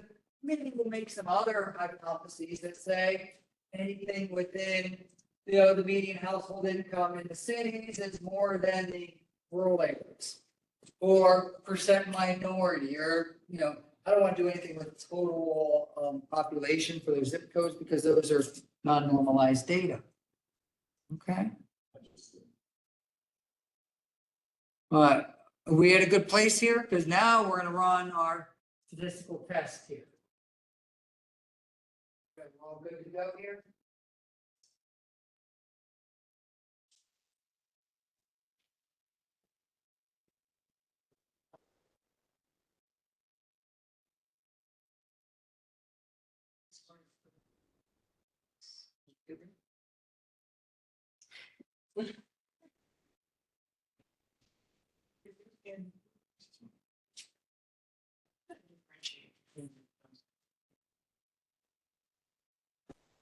Because they're in separate sheets.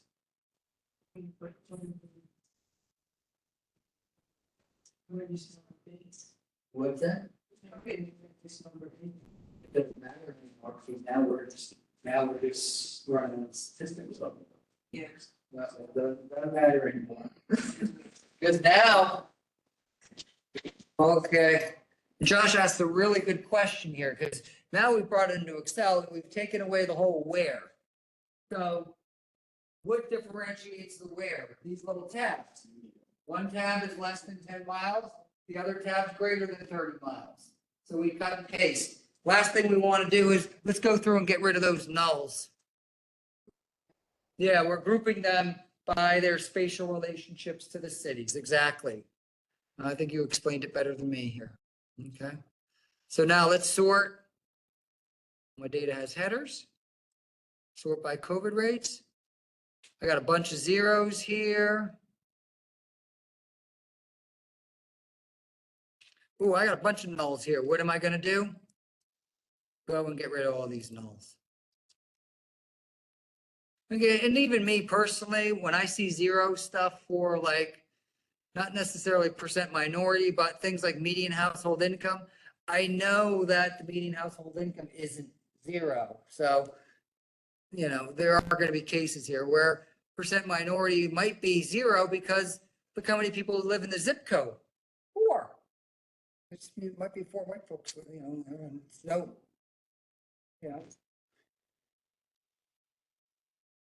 And the poverty rate's, 25. So one of them lives in poverty. So you can start to see how some of these are derived. Okay. So now what we're looking at here is we've got one tab where column A is the COVID-19 rates.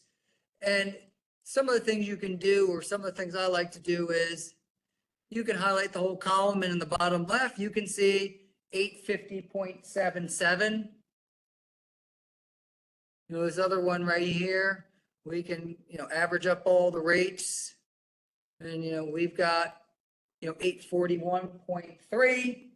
And so you can look at some of the statistics down here with the count, your min, your max, your sum related to these.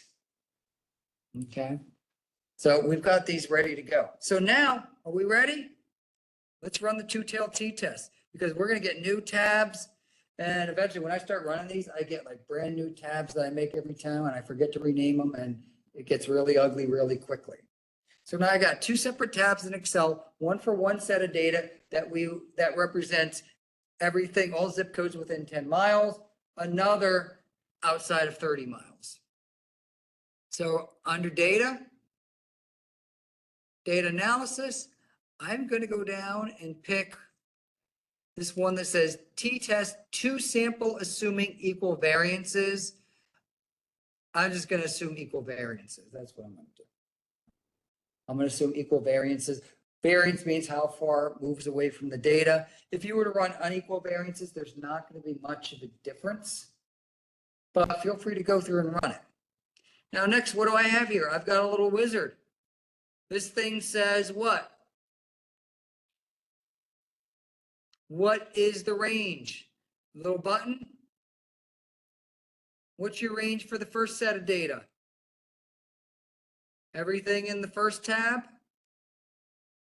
Yeah. So it just says, I'm going to pick everything from cell A2 to cell A139 that's sitting in that references that, what are those that sheet. What's variable 2 range going to be? All this stuff that we went through the trouble of getting right here.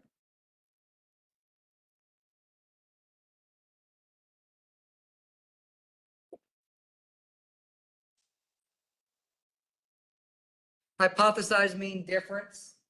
This gets a little tricky where that I say, hey, the rates, I'm going to say my hypothesis that the rates are 10% higher or 10 higher, 10 degrees higher. Let's not mess with that. I'm going to make it a new worksheet, not a new workbook. And here we go. Uh-oh. What's it say here? All right. Did everyone's run or not? Just mine messed up? Okay, so it's just me.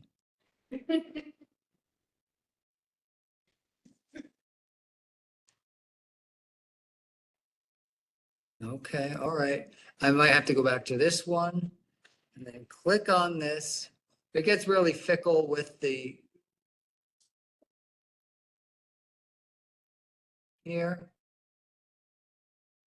There we go.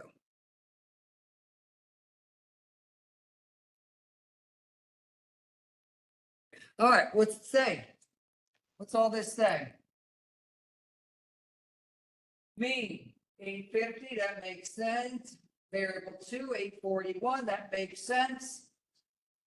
What is my p-value? 0.79. To me, kind of just using the vernacular or colloquially, there's a 79% chance that these means are equal to each other. If I were just to average up 138 and 377, they're pretty close to each other. Okay, let's see what we got. Two-tailed p-test assuming equal weight. No.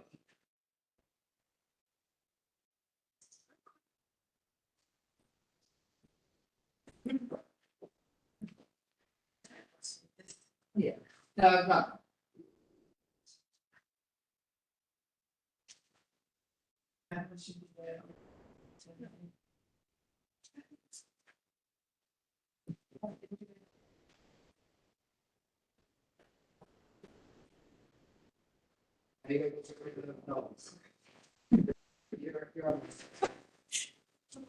All right, let me push this back for everyone.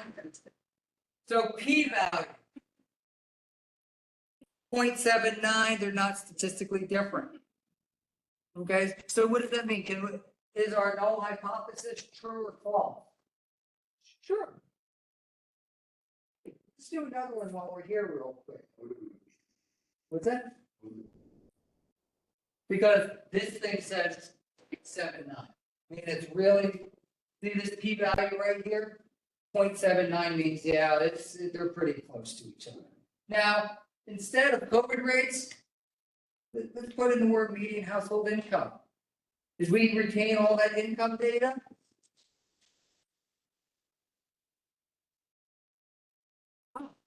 Let's do the same thing this time with income. Okay, and while I'm here, I'm going to right mouse click and rename, and I'm going to just say COVID comparison. And if I wanted to, I'd put my date. Now I'm going to do the same thing again. Data analysis, assume equal variances. This time I'm going to go to my median household income. In theory, I should probably get rid of those zeros, but just for time's sake.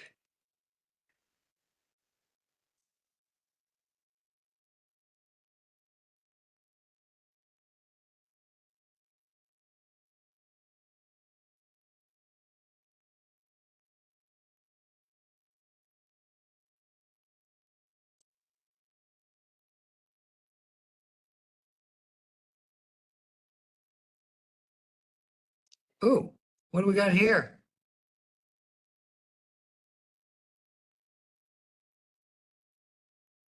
(2.3 E negative 23. What's that mean? 0.0000. That's the p-value. That's a little different than 0.79. Now, once again, let's put into words what was exactly done. Was that instead of the COVID rates, I just went to the next column over, or a couple columns over, and averaged up the 138 income zip codes or incomes at the zip code scale. And then I averaged up to 377 or 370 because I took out 7 nulls and got $42,000 versus $57,000. What are the chances that those are the same? Really, really, really, really small. So this is what statistical difference looks like, looks and feels like. Now, if we were only running this for like 6 versus 6, these might be equal because what? Your sample size is really small so that your margin of error is going to be high. You all want to play with margins of error and all that other stuff? I'm going to. Okay, but you see those variances that we put into there. Now, what if we were to change this? You know, Gray said, hey, this time I want to do 15 miles. Well, you got to go and recount, you got to go rerun these and bring these into a GIS. But we've got the income rate, or greater than income, or maybe it includes mutual exclusivity, so it's just one or the other instead of having this buffer zone, which I really, really like. Because next you can do is, hey, let me find everything, and we can do it spatially. It'll probably take a little bit. Let me find all the others that are suburban and run an ANOVA to see, is there a difference between the incomes for variable 1, variable 2, and variable 3? Now, what do you think is going to happen when we run third one? We're just going to extract out a third group and do the exact same thing. So, hey, less than 10 miles, greater than 30 miles, get another tab that says between 10 and 30 miles. It might take a little bit of work to do it in ArcGIS Pro, but it's easy enough to do. Easy enough to do using a combination of those and get those. And now you've got 3 sets of data that you would utilize for, there should be something here called ANOVA. Single factor ANOVA. Now the thing about single factor ANOVA is that each column will just be right next to each other, and then you just grab the 3 columns and it compares column 1, column 2, column 3. And so with the tabs and all those things, this gets a little bit ugly. But I have some nice videos on running ANOVAs that I know I've created in the past. So I just want to kind of highlight what a statistical difference looks like. All right. So what I'm going to do, I'm going to open up the homework a little bit. I just want to make sure everyone's good with the homework. We got a little bit of time here because we got our cancer deaths. Now, remember this data set that we've got here? NC cancer deaths, what we're going to look at. And if I were to right mouse click on study areas and NC counties and all this other good stuff here, we're going to be looking at different sets of counties. And I think I make you go back and do the original calculations. Oh, goody. I'm keeping you all honest. Okay. So let's look at the homework here real quick. I don't want to make it real quick here, but when we look at GIS and statistical testing, the difference between two-tailed t-test and ANOVA is that the calculations are largely the same. One is for 2 data sets, one versus the other. What were the 2 data sets we were looking at? Less than 10 miles versus greater than 30 miles. All of my papers, look at my papers. What are they? Hot spots of female breast cancer death, hot spots versus cold spots. Now, I don't look at income, I look at income, percent minority, access to transportation, median housing value, all the other things that I can extract. So And some of them I put little dots next to them, some of them I don't, if they don't satisfy that statistical significance. So I just did it for one of those, but you can see the papers that I did, highlight all those. Hotspots of, now, next week, we're gonna be doing hotspots. So we're gonna figure out how to do hotspots, so you can say, hey, let me look for everything in red versus everything in green. Let me look for the crime hotspots versus the crime cold spots. Is there a difference in income, age, access to transportation? What are other things that you all want to look at? Okay. And we had someone in class who did the same thing with COVID. We had a former student, criminal justice major, and he did the same thing. Hey, let me look at the 100 zip code or 100 block groups within Durham, and let me look at the crime rates from May, June, July 2020. Let me look at the crime rates for May, June, July for 2021. So we calculated the crime rates. Okay, because remember, what were we doing here? We're averaging up all the rates. Because you run into some issues here where if I just say I have one number versus another number. If I were to look at cancer deaths within a mile of point source pollution versus cancer death outside of point source pollution, well, how are we going to run the two-tailed t-test? How are we going to run sampling? What are we going to sample with? Hey, let's group these people by zip code. Let's group them by block group. Let's group them by whatever, so I can get a nice little sample size. Now, we're working with Durham data, we might be just looking at the, 27 block groups within point source pollution versus the 82 outside of it, but we still have sample size. Our margins of error will be a little bit bigger. It's okay. Okay, that's okay. Okay, so everything, you're comparing one against the other. Now, why do we need GIS? One, for the hot spots and the cold spots. Two, we got less than 10 miles. You can't do this in Excel. And that's what Josh was alluding to, where we getting the, this is why we need GIS. I would love to have a nice tool. At some point in time, they will have a nice tool to do that. Maybe that would be your PhD dissertation, writing a tool that does two-tailed t-tests within the confines of ArcGIS Pro. Now I'd buy it. Scenarios, we have ANOVA analysis. I have a paper. Okay, and then number 6, what do we have looking at here? You're working with the state health department to see if there's a difference between raw cancer mortality deaths at the county level between areas around Charlotte and a rural set of counties in the eastern part of the state. Write a short report, just one paragraph. And a lot of times when I say one paragraph, let me know that you know what you're talking about. If you think you can do it in 6 words, power to you. To me, if you think, I'd love to see that. Okay. And a lot of times if people write 2 pages, at some point in time, when you write 2 pages, you're probably going to run into you're probably going to write the right answer, 2 pages. But in this day and age, I do want us to be succinct and be respectful of not only your time. I don't want you wasting your time or spending this time doing extraneous stuff. And so I really implore people to say what they mean and mean what they say when we do this. But I'm looking for raw cancer mortality rates for an area around Charlotte versus an area around Duplin County. So what we're looking at here is we're going to calculate these at the county level. Can you,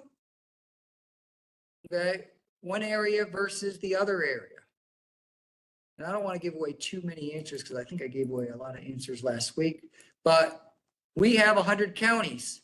Can you calculate the raw cancer death rates? Can you count the number of deaths within each county and then normalize by population by adding a new column?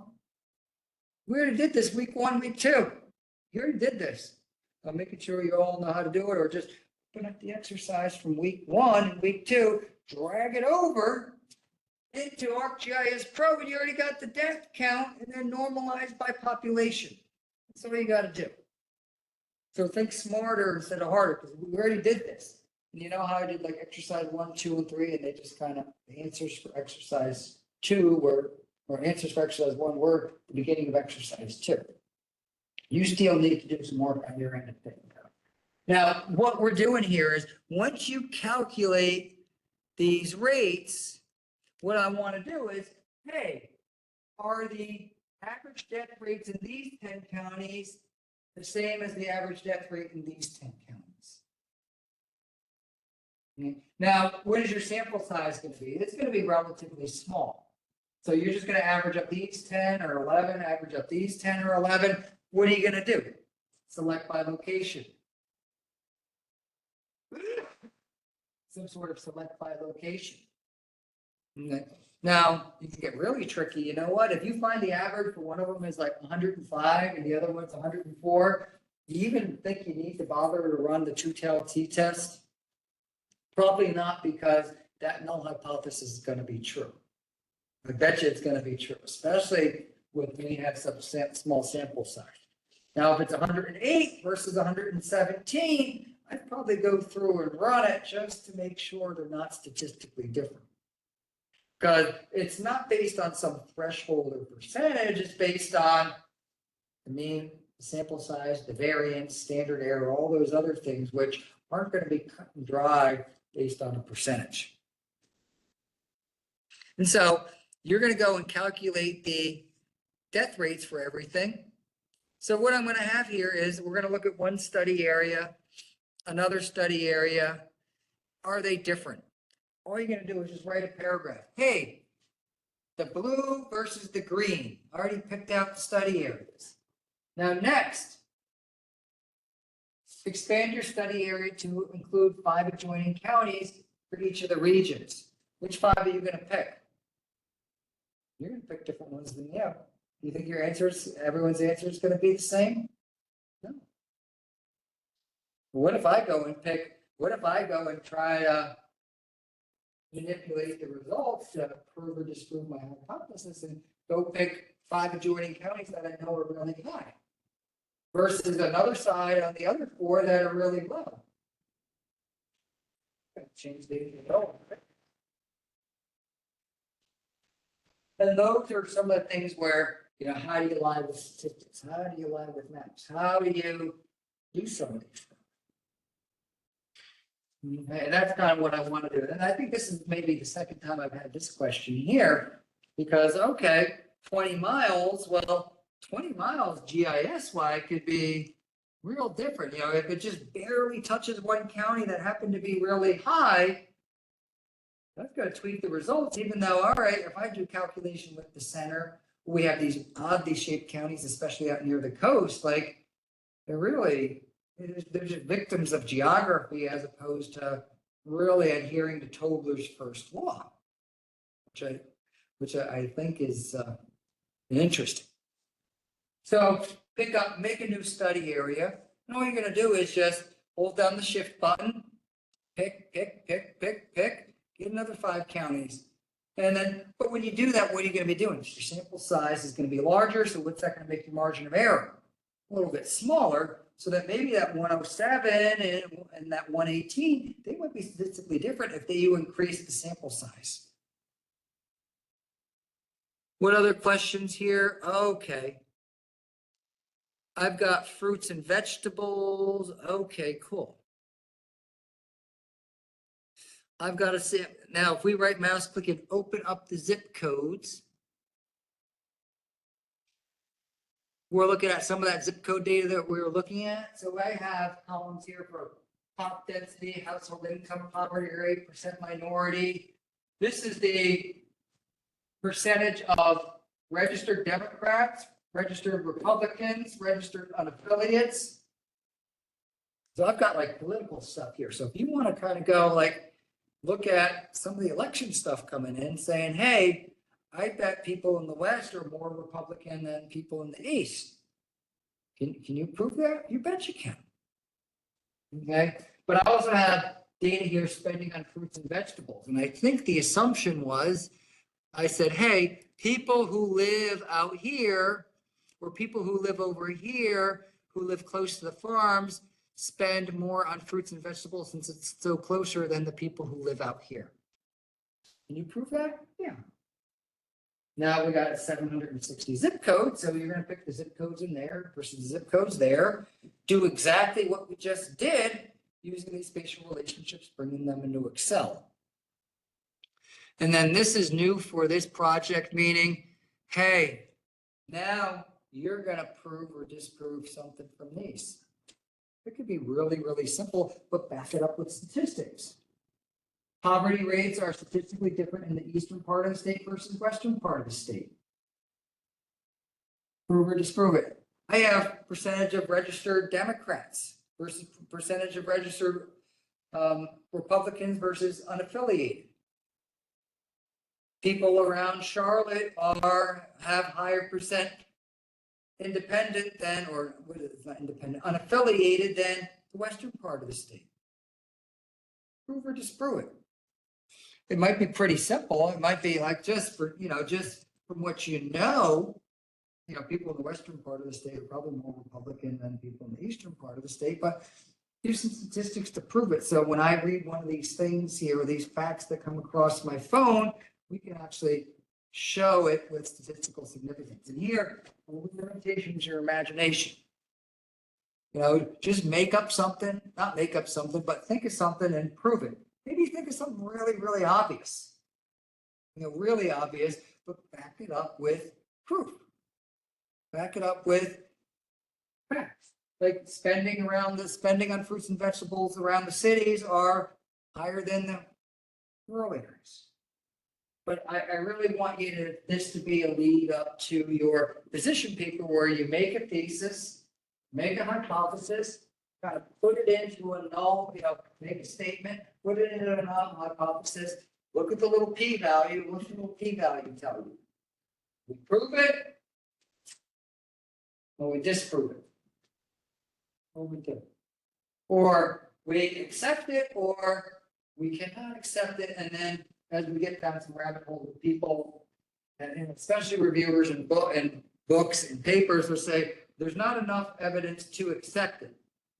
Okay, I guess we need to reject. No, we're not rejecting it. There's just not enough evidence to accept it. And that's where my test of similarity and dissimilarity on that one paper, I get into, because, all right, I can't accept it, but I'm not rejecting it. So let me do another test that looks at the two-tailed test from a different direction. And so that paper that I have from 2021 kind of gets into that a little bit. And that came from the suggestion of a reviewer, which I really like. So we've been here a while here. We've been here working on this for an hour, me talking for an hour. Let's finish up here. Any questions for me about exercise 6? This will be due next week.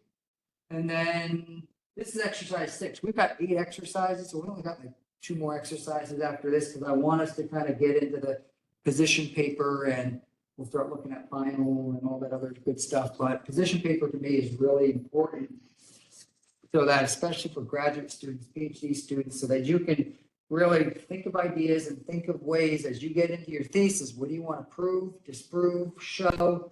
You writing cool code is great, but what tests are we going to do? Maybe it's just, hey, someone used an Esri tool, someone used a special tool that you wrote, and we averaged how likable it was. They rated it on a scale of 1 to 10. What were the scores for the Esri tool versus the double secret special tool that you created? And do the same thing here. Hey, they loved my tool. My tool is greater than the Esri tool. Okay. So think of the statistical tests that we have for those. Because I went through that rabbit hole for both my master's and then for my PhD. I created some cool code, but how do you test the code? And so those of you who are computer programmers or whatever, especially with our Esri hubs and things like that, that we're creating kind of products that are utilized in the real world, how do we test those? How do we test it? Are we increasing, or are we just going to bust out some descriptive statistics, which there's absolutely nothing wrong with? All right, I'm done talking because I could talk about this for a while. So everyone have a great week. Those of you, this is due next week, and then we have a reading due next week as well. And then next week, we're going to be doing hot spots and cold spots. So I'll see you all later. Good night, Professor Mooney. All right, good night. Are you in Columbia, Wilbert? I am, yes, sir. What, Bogota, Colombia. Bogota? Oh, wow. Yes, Nice. sir. For a I'm sorry. conference? Yes, sir. I'm presenting on the impact of EV fires on the Latin fire region. So Oh my everybody God. from Colombia to Chile. Yes, Oh, sir. cool. So what time is it there? Like 9 o'clock there? It's actually 7 o'clock here. Oh, 7 o'clock. So you're at the same time zone. Okay. Yeah, my dad's Oh, I'm been, sorry. It's 6 o'clock. It's 6 o'clock. I said that so backwards. you're It's an six hour o'clock. My behind. computer's. Okay. Yes, sir. Oh, cool. You speak Spanish at all? Muy, very little. Un Muy poquito. poquito? Okay, cool. Sí. All right, I appreciate you being on now. I know, I'm sure it's pretty fun out there and you might be missing some things. So, all right, I'll see you later, Wilbert. Thank you very much for Yes, sir. showing up. Thank you, sir. Have a Okay, wonderful bye. evening. All right, you too. Okay.